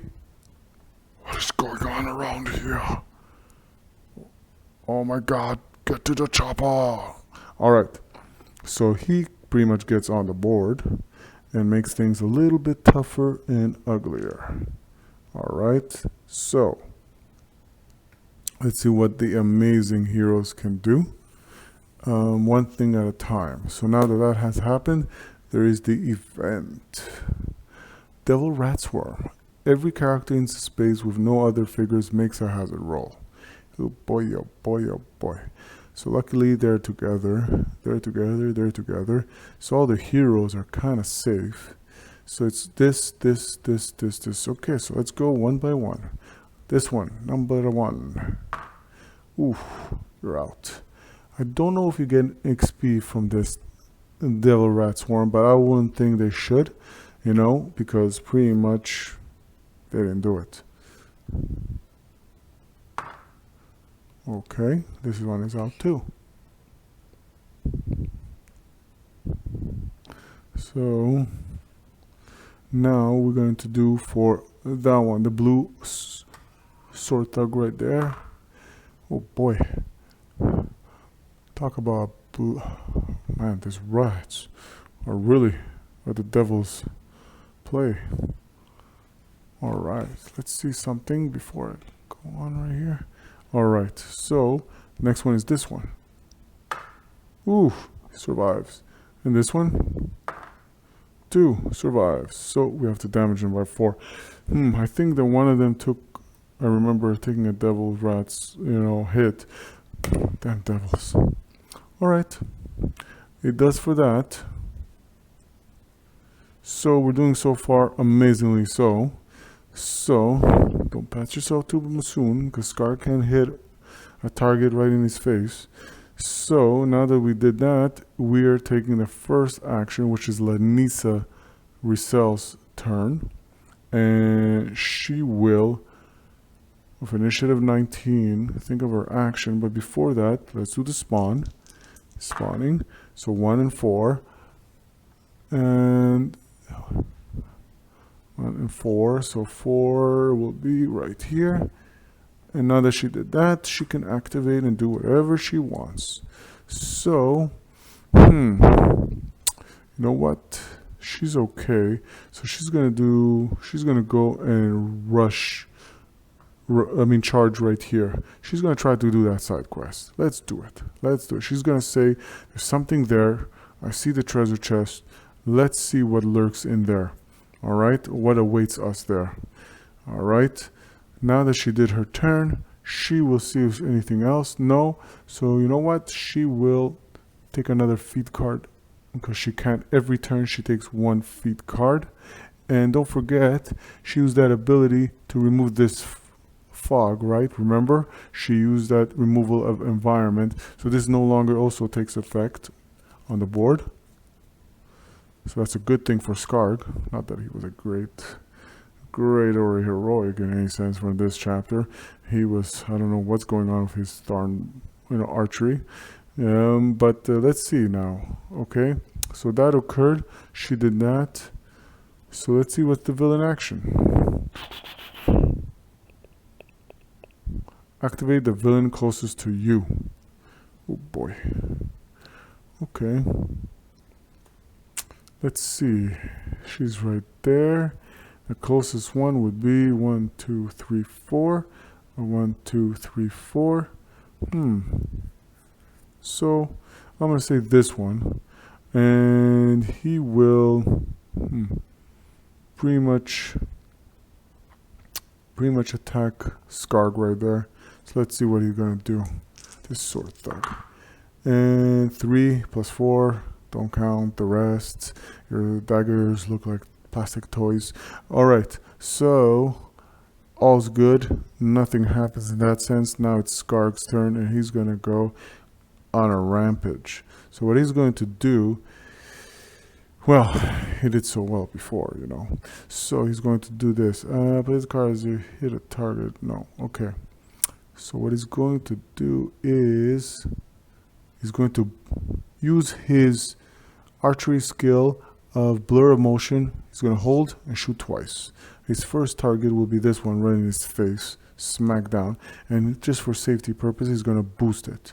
And he's going to use this card to boost it because at this point he's annoyed and he says enough is enough. So he's going to boost it up. Don't forget when he uses that skill, because he can shoot twice, he cannot, even though he holds, he cannot aim. So 6, 6, 6, 6. Ring the devil. Alright, so at this point I would say that guy's hit, right? There's no question asked. And he's going to roll for damage. 3, 4, 4 plus 8 is 12. And his defense is 12. So all good there. Oh, I forgot to do when this one is, his charge is forward. So he should be here looking, going, what is going on around here? Okay, so, so that's pretty much hits. 3, 4, 4 plus 8 is 12. His armor is 12. That is not sufficient, my friend. That is not sufficient. I guess you missed the damage. Alright, so now he's going to do his second attack. He's going to swing around. He could do it against this opponent, but you know what? Everything counts. He's going to use it against this one. And this, but we have to watch out. He's thinking for a second. This guy has armor of 14. So can't do that. So instead what he's going to do, he's going to go and aim it at this guy who's pretty much attacking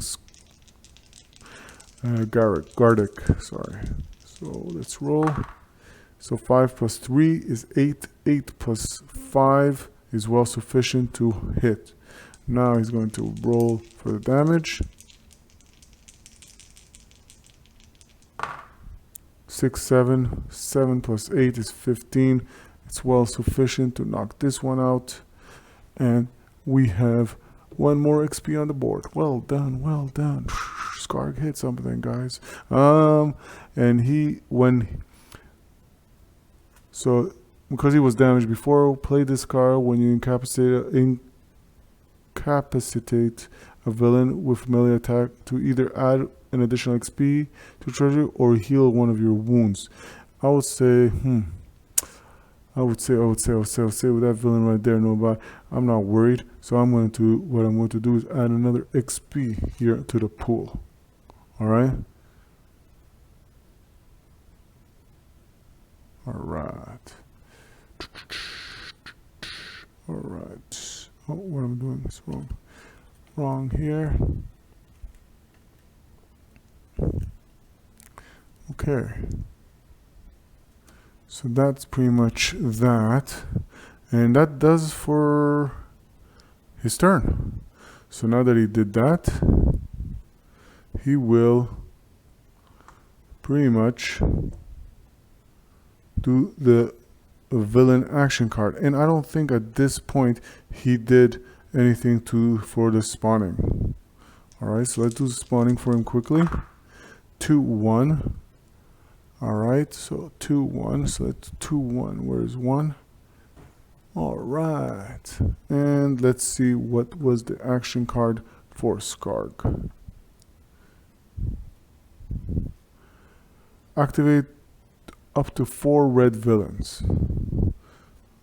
Okay, we got only 1, 2. So okay. So that's what we're gonna do. So let's do it. So he's gonna go, he's gonna rush in, he's gonna try to hit Skarg. Makes sense. Let's do this. 6, 6, 12. That was 12. I by mistake touched the dice, so he for sure hit. So let's see if he damages now. And that is, I think he damaged 10, 12 plus 8, I believe. So 12 plus 8, that's 20, right? And 20, and his armor is 14, that's 6. So he will take 2 damage. Oh boy. That's not good. Okay. Alright. So the next red villain will pretty much charge into here, right? And he's going to try to hit Gardic. Let's see. 4 plus 4 is 8. 8 plus 4 is 12. And that is sufficient to hit Gardic. So now he's going to roll for damage. So that's 10, 11, 11 plus 8. That's well sufficient. Because you see that's 11, 11 plus 8, that's 19, 19, it's 4 only more. So he's not great enough 4 damage, so he only Gardic takes only 1 damage, which is okay. Whew, that's a little hurtful right there. So, and that pretty much ends that turn. Now it is Bastion's turn. So we did Lanisa's, we did Skarg's, and now it is Bastion Kenneth's turn. And let's see what he's going to do on this turn, because pretty much his allies need help, and the round is going to begin very soon. We don't know where the next spawning of the next foe is, but we need to get to that foe quickly, and we need to damage it quickly. Alright, he has a whole trail to go here, and he goes 1 step at a time. So what Bastion is going to do to take priority and to help Skarg a bit, but before that, let's see what he's going to do. He's going to gain an additional die, and that's pretty much very, very important. Okay. So what he's going to do is going to charge here, no questions asked. That's what he's going to do. It's the smartest thing he can do. Alright, so he's there to help. So what happens is he pushes them out and tries to confront them. So the first thing he's going to do, he's going to roll. You gain an additional die, Blade of Radiance, additional die for his attack and damage. So he's attacking this one. 4 plus 3, you remove the lowest, is 7. 7 plus 5 is well sufficient to hit that target. Now he's going to roll for damage, and pretty much against this one. And he gets that boosted die, and he gets... Oh, sorry. He's already... So 6 plus 4 is 10. 12. It's well sufficient. He will damage and kill this opponent. Right here, you see the process. He's being mighty with that mace. Really, a thrashing he's giving this enemies. Now he's going to use this ability card. Okay. Well, he could use this. Attack damage or Crusader's call. Put this card when a hero in your space also charges. Okay, or he can lay of hands once per round during your turn. You can discard a feat. Okay, so what he's going to do is, first he's going to cleave. So play this card to make one additional attack after one of your melee attacks incapacitates a villain. So he's going to do another attack on this and use that cleaver just to rip right through that and shred that enemy. So let's see how amazing so he will do that. So 3 plus 4, oh boy, 3 plus 4. So what he's going to do, he's going to do reroll, play this card to reroll. So he's going to reroll, use this feat to reroll. 3, 6, 9, much needed. Look, 9 plus the 5 is 14. Now let's do some damage here. Let's bring some pain. 4 plus 2 is 6. 6 plus 8 is 14. That kills him, right? And removes him from the board. Gives an additional XP to the team. Oh, we're swallowing. We're building a pool there. And now, more important is, now that he ended his turn, but before he ended his turn, he's going to use his feat lay of hands. He could heal up to 2 wounds. Now he would do that for himself. I think Skarg needs it more. So what he's going to do, he's going to burn his last feat. And anyways, he gets a new feat after this when he ends his turn. But he first is going to use that to heal Skarg by 2. So Skarg only has 1 damage. And now he's going to take a new feat card. Hopefully it's something very useful. Okay. Well, it looks very good. He has Guided Blade. Play this card to reroll an attack or damage roll of hero within 1 space of you. Okay, and he has also something to heal. Alright, so now that he did his turn, he is going to, well, pretty much aggressive advance. Activate a villain farthest from you and reshuffle the card. Oh, I miss you. Alright, so the villain farthest from you is pretty much, well, I would say this one, because that one is 1 and this is 2, right? So let's activate this one, and this one will take a shot, an aimed shot at Bastion. Well, let's say he's going to take a cheap shot at Bastion because he takes priority because he was the current turn. So let's see. Oh, yeah, it's an aimed shot. So 9, it won't even matter because at this time it is well sufficient. Now we'll see if he damages. 6, 5 is 11. 11 plus 8, right? That's 19. Okay.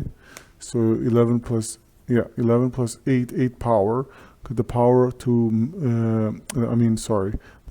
the power, where is it? Here. For the crossbow thug is 8. So that's 19.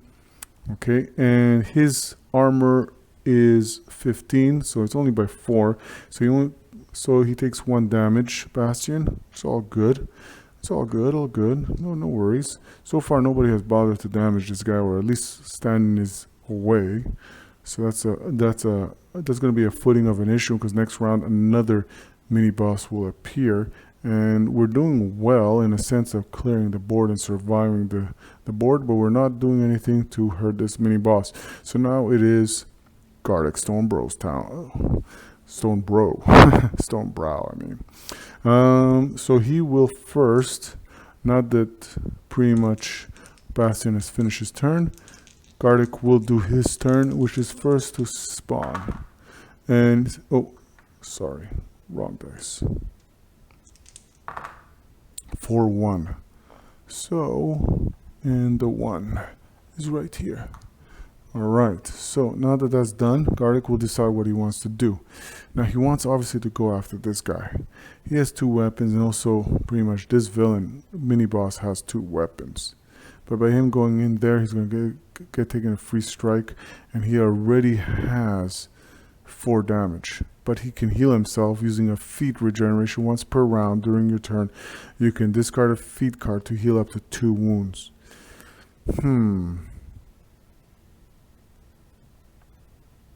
Okay. So you know what?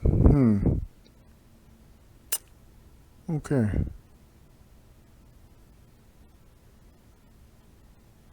Alright.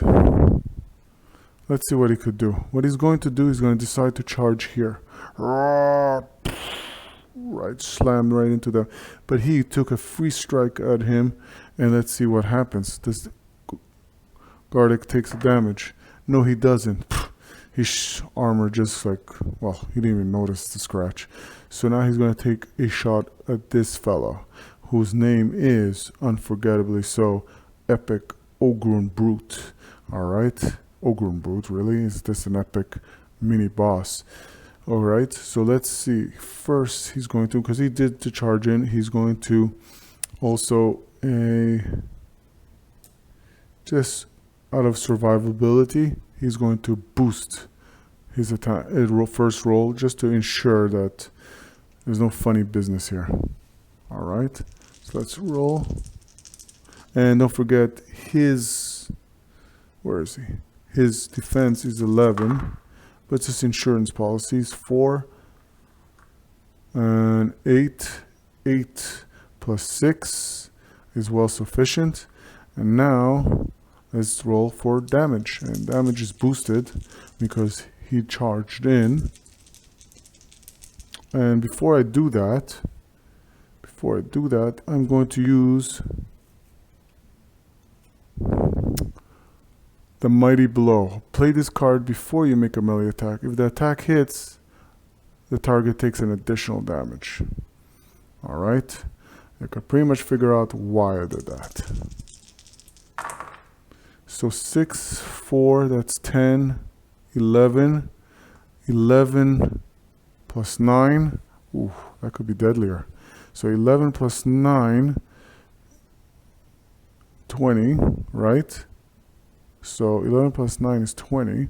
And he has an armor of 14. That's more than 5. So he would take an additional damage, so it's 2 damage. But because I also took that feat, if you remember, which does an additional damage, right? Mighty Blow, play this card before you make a melee attack, which we did. If that attack hits, the target takes an additional damage, so he takes 3 damage. Gardic, you're a badass, man. No wonder why you're the leader. So he takes 3 damage. I forgot to put the HP again. He has 4 vitality, so he will have again. I seem to put it always when they have only 1 vitality left. So Gardic really did something deadly right there. And you know what? I had a second Mighty Blow. I'm sure I could have used it also, but I kept it for the reroll. So he would have done 4 damage, pretty much clobbered or killed him. It's a chance I took, but I'm not really worried with 1 HP him running around and the other mini boss about to spawn. But more importantly, I wanted to use this to actually burn it, because anyways I'm going to be picking up a new feat card right now. But I wanted to burn it so, because he has a feat regeneration once per round during your turn. You can discard a feat to heal up to 2 wounds, and he needs it. He has 3 wounds. So let me heal him up for 2.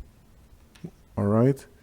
And he takes on a new card. Alright. And from there, he ends his turn. And let's see what the villains will do. Not that I care anymore. Bolt Barrage. Activate up to 2 crossbow thugs. Okay. Alright. So he will activate, and he can't do much because he is more than 3 spaces away. So what he's going to do, so let's see first from here. So there is the set shot. He cannot do because his range is 2 and there's nothing within his range. And then he could pretty much range attack if the target is not within distance. He can pretty much walk and shoot. So he's gonna walk and 1, 2 or 1, 2, and you know what? He's gonna go after Gardic. He feels like take down the leader, and maybe the heroes will feel a stench of fear. All right. So let's see what's gonna happen. All right. And he rolls. Amazingly 5 plus 4, and Gardic doesn't even sense there was someone behind him shooting at him. So let's see what he's going to do, which he's going to stand right there. He's going to aim at him. All right. So 6 plus 4 is 10, 10, 11. It's well sufficient. Let's see if he does any damage though. 3 plus 8 is an amazing 11. And it's just not sufficient enough because Gardic's armor is 15.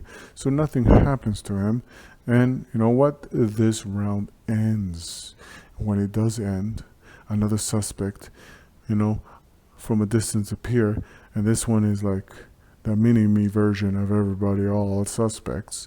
And let's roll to see where this guy really spawns from. So, and if you're wondering who it is this one, the Epic Gobber Cutthroat. So he appears at door 1. Little Gobber. Alright, and he has to run away to door 3, which is this one. Ooh, makes it easy for us. Alright. So his ability is Tiny. When making a free strike hazard roll, so it's pretty much about free strikes. Also, he has 2 daggers, by the way. So his melee attack is twice. So when making a free strike hazard roll, this character is damaged only on a roll of 6. Okay, a character making a free strike hazard roll from leaving this character's space is damaged only on a roll of 6. Alright.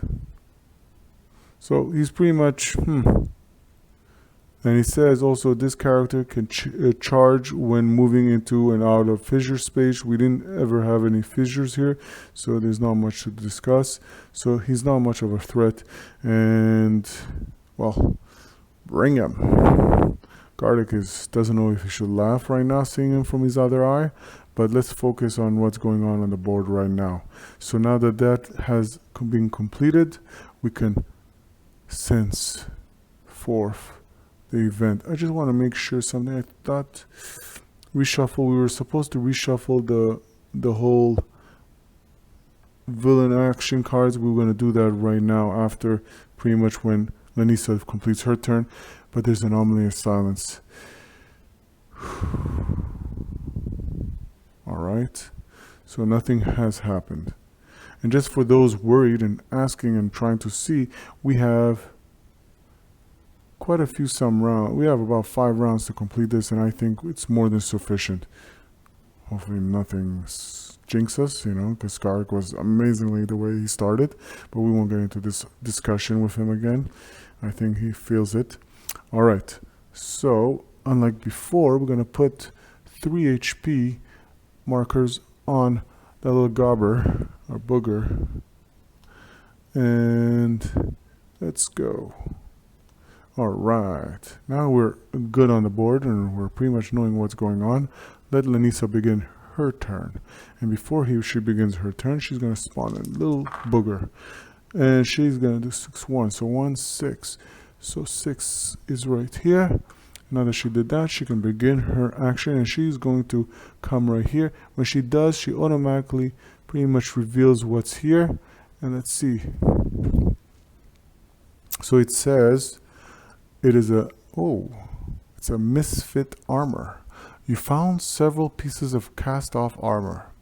You use them to enhance your own armor, though it is difficult to keep the various pieces in place.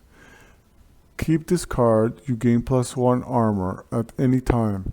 You can discard a feat card to gain an additional armor until the beginning of your next turn.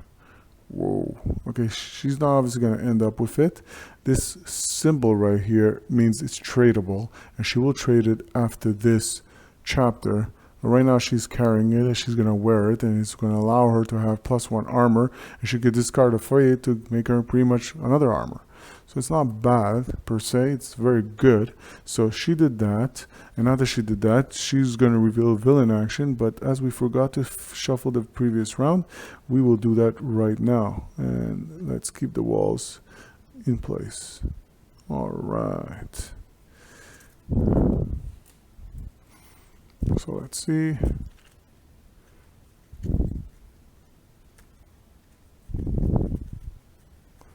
We are doing so far awesome, and let's keep that pace. And I didn't mention before, those heroes valiantly earned experience the previous chapter or the previous scenario or mission they were in, and before they returned to the Undercity, they did not learn anything new, so they still hold on to their XP. If you tokens, you could see that. So let's see, and Lisa just completed her turn, and let's see what action befouls the Undercity now. Reshuffle. Activate the villain farthest from you. Okay, and then reshuffle again. Okay, and yes, there's no purpose to reshuffling. You can continue on and this and that. But in the purpose of the scenario or the theme or keeping it as best as we can, we will reshuffle. So activate the villain farthest from you. Whew, that's not complicated. It will be this one, I would believe. All right. So, well, we'll see. 1, 2, 3, 4, 5, 6, 7, 8. No, 7. 1, 2, 3, 4, 5, 6, 7, 8. 8. So, whew. Okay, we'll activate this one, I guess. And he will pretty much take a cheap shot at Gardic. They just want to take down this leader. They say this leader is just annoying, big, and smelly. And pretty much aiming the shot 6, 7, 8. 8 plus 4 is good enough. 12. Let's see if he does any damage. That's 7. 7 plus 8 is 15. 7 plus 8 is 15. Gardic's armor is 15. It's not enough. You need to have greater than 15 to damage. So nothing happens in that sense. Lenisa has completed her turn. Well done. And she has found in a chest some fabulous armor, which she will probably give to Gardic later on, or Bastion, depending on the conversation, how it follows. Now that we did that, without ado and not forgetting, let's reshuffle this. All right, we did that, and now it is Skarg the Voracious turn. Let's see which foul monster comes, and it's 6-4. So 6-4, we will do 4 and 4, 4, 4, 4, 4 right here. So we did that. So here's Skarg's turn. So what Skarg will do before he starts his turn, we forgot to take action with Orgrun, his turn. Orgrun the Brute. Okay.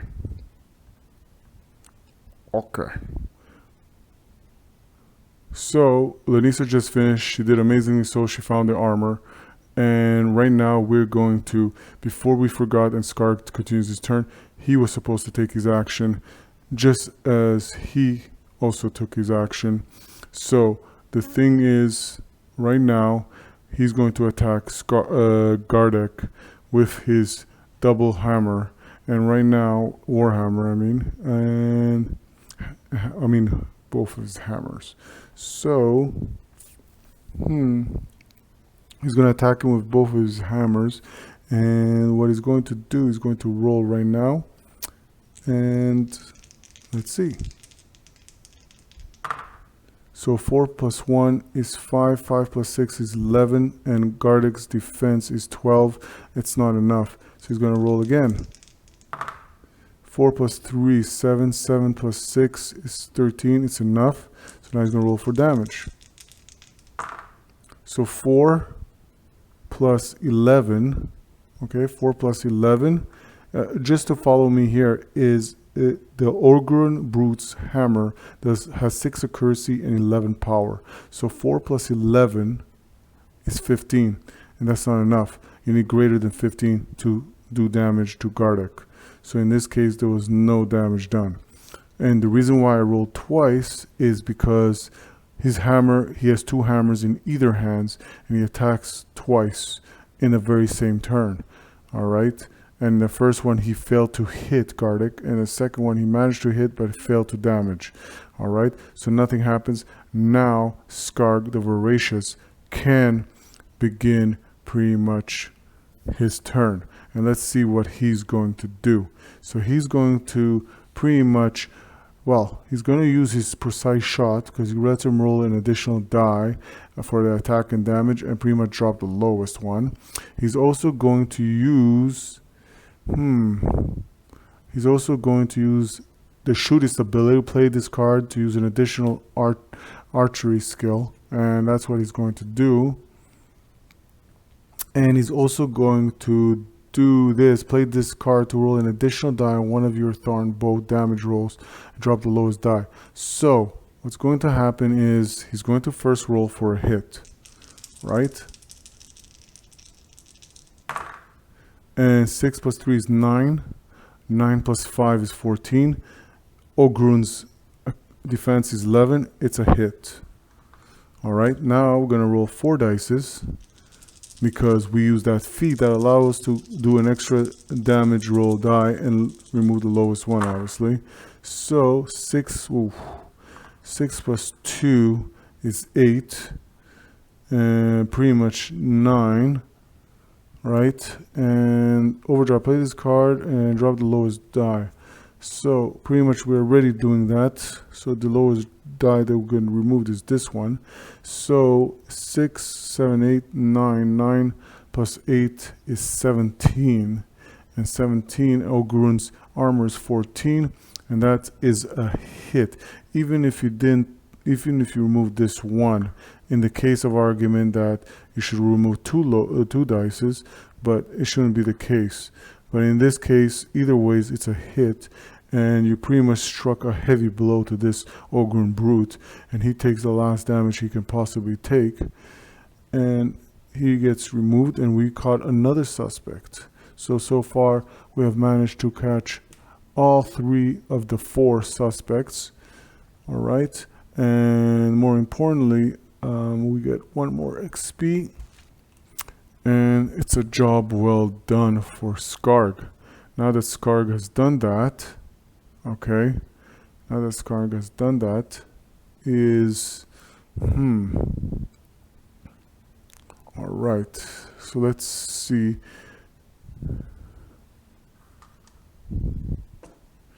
Okay, so we're going to take the villain action. Activate the villain closest to you. Okay. And that would be the villain closest to Scar, would be him. And he will activate and will come right at him, and he will try to damage him right now. And let's see this. 5, 6, 11. 11 plus 4 is well sufficient. His defense is only 12. Let's see for the damage roll now. All right, 6 for 10, 13. 13 plus 8 is, well, 21. And his armor is only 14. He will take that 2 damage as that vicious dagger just got him under skin. And he took a heavy toll damage right there. So that ends Skarg's turn. We're going to now Bastion Kinneth. Bastion Kinneth is not too far away. There's still a villain right in his midst, but he's going to do something. He's going to use the Blade of Radiance, okay? And he has, he's going to go after pretty much this Epic Gobber, okay? Well, it's only 2 HP, so he's going to go really after him. And he's really weak. He has good defense, but terrible armor. So he's going to go and try to, all the way here, he's going to charge.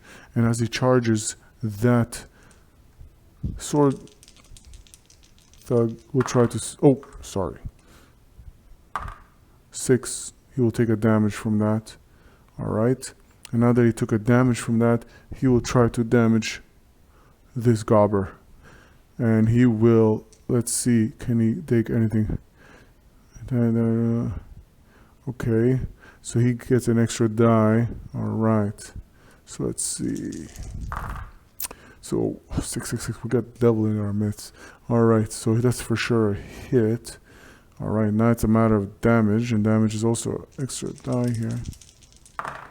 And it's 6, 10.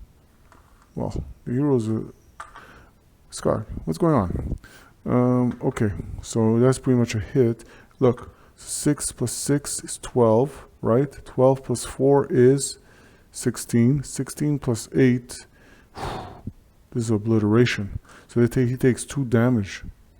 Look, his armor is only 11. He will take 2 damage from this hit. Okay.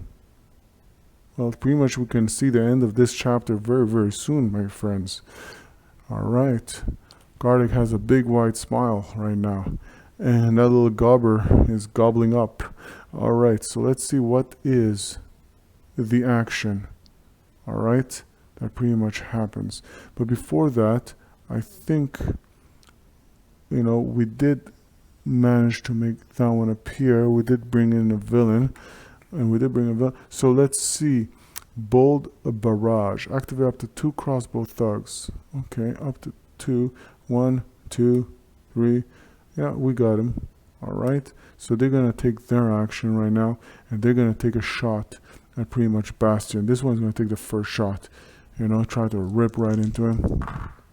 And that's a 7.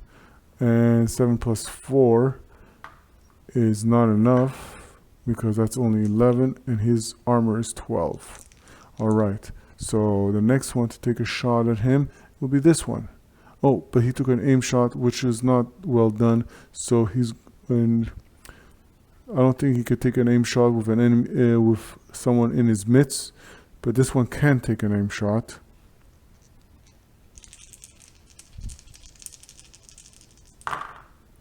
And 7, 8, 9, 9 plus 4 is well sufficient. Now let's see for the damage roll. 4 plus 3 is 7, right? 7. And now that they did that, 7 plus 8 is 15. It's not enough. This was a 7 for the damage. Plus 8, sorry, 8 is 15. And his armor is 15. It's not enough. He has to hit 16. So that nothing happens. Now it's Gardick's turn, and Gardick could put an end to this, and he's going to take a foul risk. He healed himself before, and okay, so when a friendly character in your space is hit, or no one is hit, he's only at 1 feet. You know what? In this case, he doesn't care about defense, so he's going to take Mighty, and you gain an additional die on melee damage. Okay, so he's going to charge in tough each time. Okay, so there you go. So he's going to charge in and push in the booger, and with his axe trying to hit him, you know, like a little, little mouse rodent running around him as he tries to target him. But this one tries to strike on him as he tries to move away. He bolts, unleashes a bolt. Sorry, again, that's a mistake. It's supposed to be 1 die. He rolls for a hazard.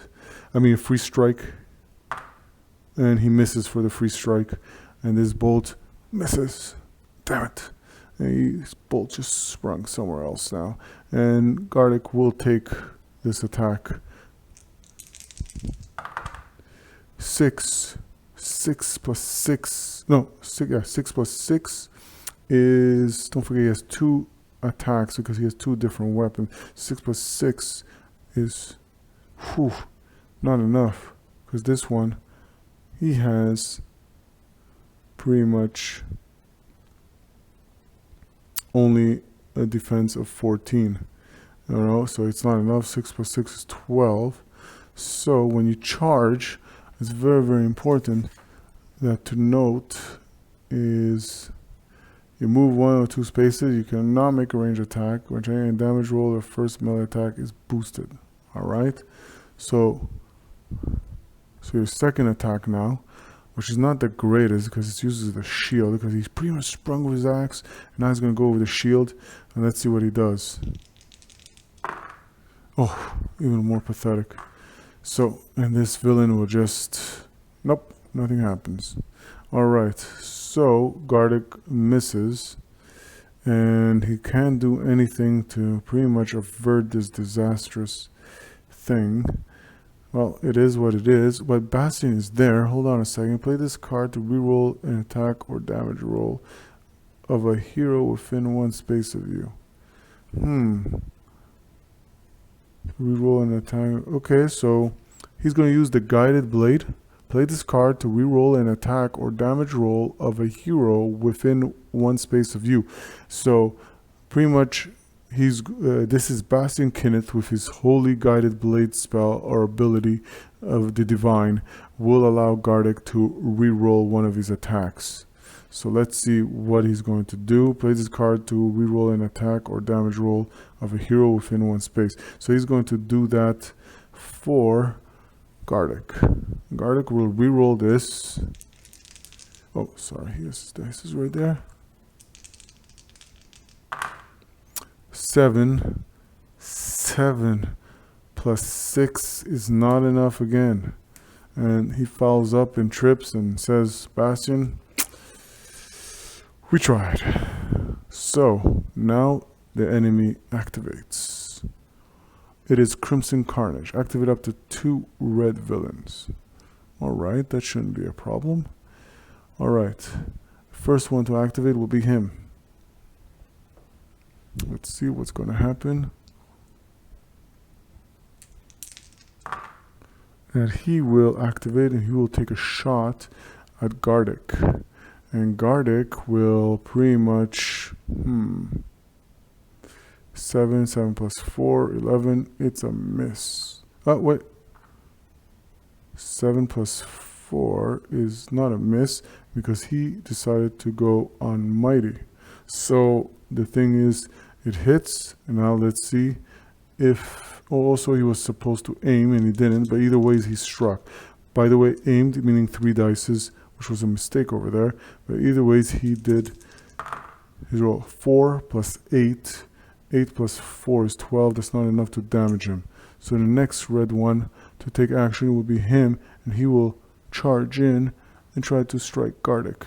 Again, they want to take out the leader. So he's going to roll. And it's oh boy, 2. Poor little fellow. Alright, this ends the round. And the round begins.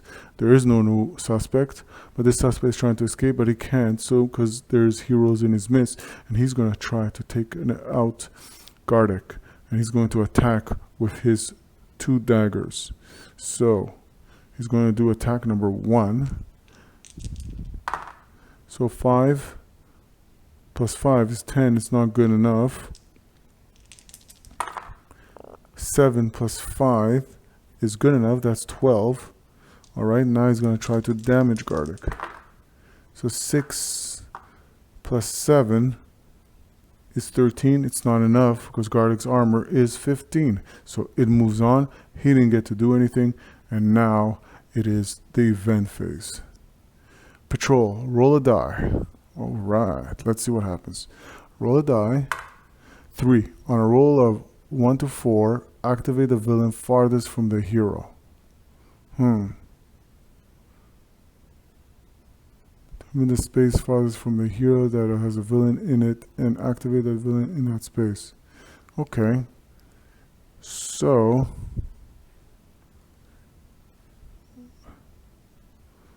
any hero. Okay, from any hero. So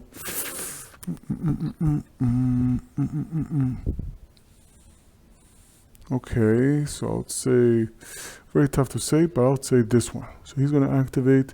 Nobody's in his midst. He will charge forward. All right. And now that gives Lenisa to start her turn. And before she starts her turn, she will summon a little villain in our midst. And he will be in spot 1. Seems like everybody likes to hang around Gardic. All right, Lenisa, well, she's not much she can do. So she's just going to charge here. And play this card. When you walk, move 2 spaces instead of 1. Well, I don't want to waste that. Reroll, play untouchable. Yeah. Okay, so she doesn't have much she can do. So she's going to end it there. And she's going to see what the villain will do. Activate the villain farthest from you. So I would say the villain farthest from her is pretty much this guy, I would say. And, well, 1, 2, 3, 4, 5, 6. Okay, so it's this guy. And this guy will just run into here. And right now you could do that because there's not up to 7 villains here. All right, there's no large or something. So it's 1, 2, 3, 4, 5. 5 villains right here, right now. He came into here. He charged in. He's going to try to get Gardic. And 7 plus 4 is 11. So it's not enough. Oh, wait a minute. Defense is 11. Sorry, it is enough.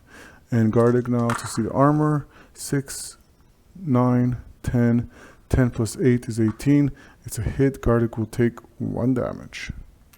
Alright. So now it's Skarg's the Voracious turn. He's going to take a oh, there's right there. Because there is villains and heroes, he cannot shoot there unless he's there himself. So he's not. So he can, if he wants, charge in and attack with his melee weapon, but he's not going to do that. What he's going to do is defeat Sniper. You can discard a feat card, okay? And he doesn't have any feat. Okay, so what he's going to do is he's going to charge in. If you hold this turn, you range, you know what? He's just going to shoot at this one right here. So he's going to pretty much use the precise shot skill. He's going to try to eliminate 9. 9 plus 5 is 14. So let's see. 6 plus 5 is 11. 11 plus 8 is 19. And pretty much he takes out this fellow. All right. And did we put an XP for taking out that that Ogrun opponent? I'll assume we did put an XP on the board for that. But right now, amazingly so, this is just the flow of the game. What I want you to do is enjoy the heroes and see them in action and how they fight and battle through. As minor some errors may have occurred during gameplay, they have not affected the overall structure of balance and fair play. So now that Skarg has done what he's done, let's see what pretty much as the enemy action is. I don't know if he spawned an enemy, so I'm going to assume that he didn't, because he's too quick to try to take action. 5-5, and 5-5 will bring someone right here. And now let's see, Azure Assault, activate up to 4 blue villains. So let's see, blue villains, so this 2. So he's going to take a shot at Skarg. All right, so he's going to take an aim shot. And at this point, 7, 8 plus 4, because the accuracy is 4. 8 plus 4 is 12. And his defense is 12. That's enough. So let's see for damage. 6 plus 6 is 12. 12 plus 8 is 20. 14, he will take 2 damage. That's not good, because he did more than 5. All right, so that's enough to pretty much do 2 damage instead of the regular 1 damage.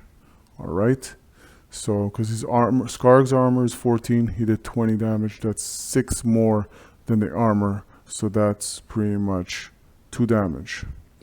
All right, now that he did that, he's going to activate, and he's going to try to pretty much really bring the pain. So he's going to roll against Skarg.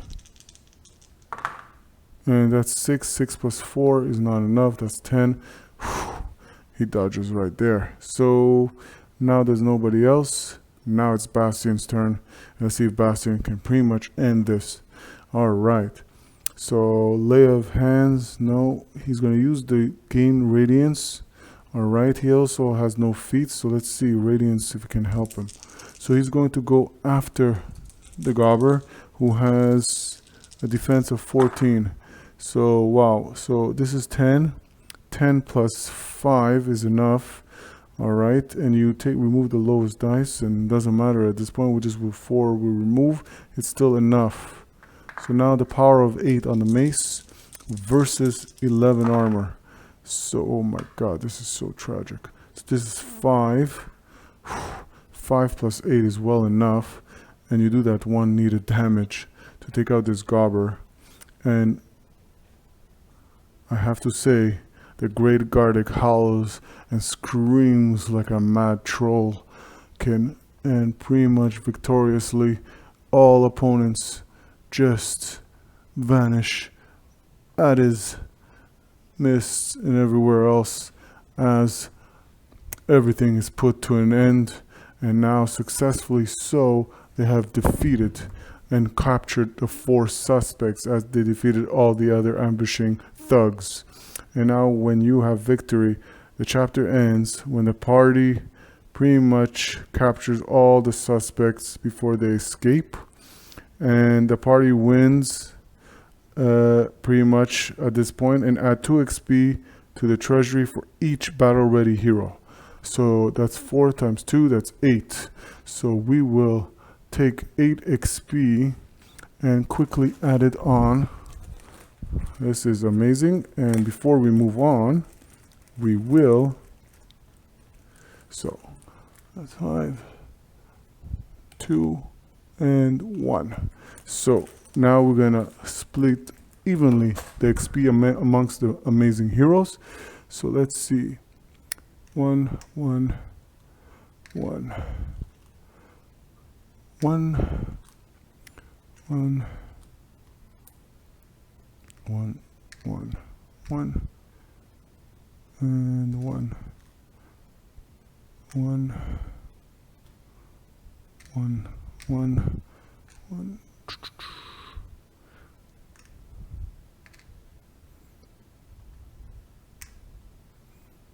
All right. So this one's going to get a 5th. All right. 5. I like what I'm saying. I like what I'm saying. 4. 5. So everybody got 5 pretty much. So it's going to be 6 XP for pretty much everybody. So let's go and give 6 XP. 1 more XP is missing over there. And we pretty much evened it out for everybody. It was an amazing, amazing round. And pretty much for the next round, interesting, so maybe the heroes will be able to obtain some amazing ability and skill. All right, so happily so, everybody, we finished. We have managed to capture the suspects. Let's see what will occur from here on as we go back to inform Hellstrom of our amazing feat in the Undercity again. Hold him down, Lanisa says. You're 3 times his size for Moro's sake. Gardic looks up from trying to subdue a squirming Gober in leather armor, struggling beneath the troll skin's bulk. Ow, you little bastard! Gardic bellows and snatches his hand away, bleeding from a ragged bite mark. Just hit him, Lanisa shouts. Fine. Gardic draws back 1 meaty fist and smashes it into the Gober's face. The blow slams Gober's head into the ground and knocks him out cold. Gardic climbs to his feet. His armor is freshly scratched and dented, and he bleeds from a dozen superficial wounds, some of them already beginning to heal over. You weren't kidding. That is one crazy Gober, Gardic says. Let's get this little blighter and the rest of them back to Hellstrom.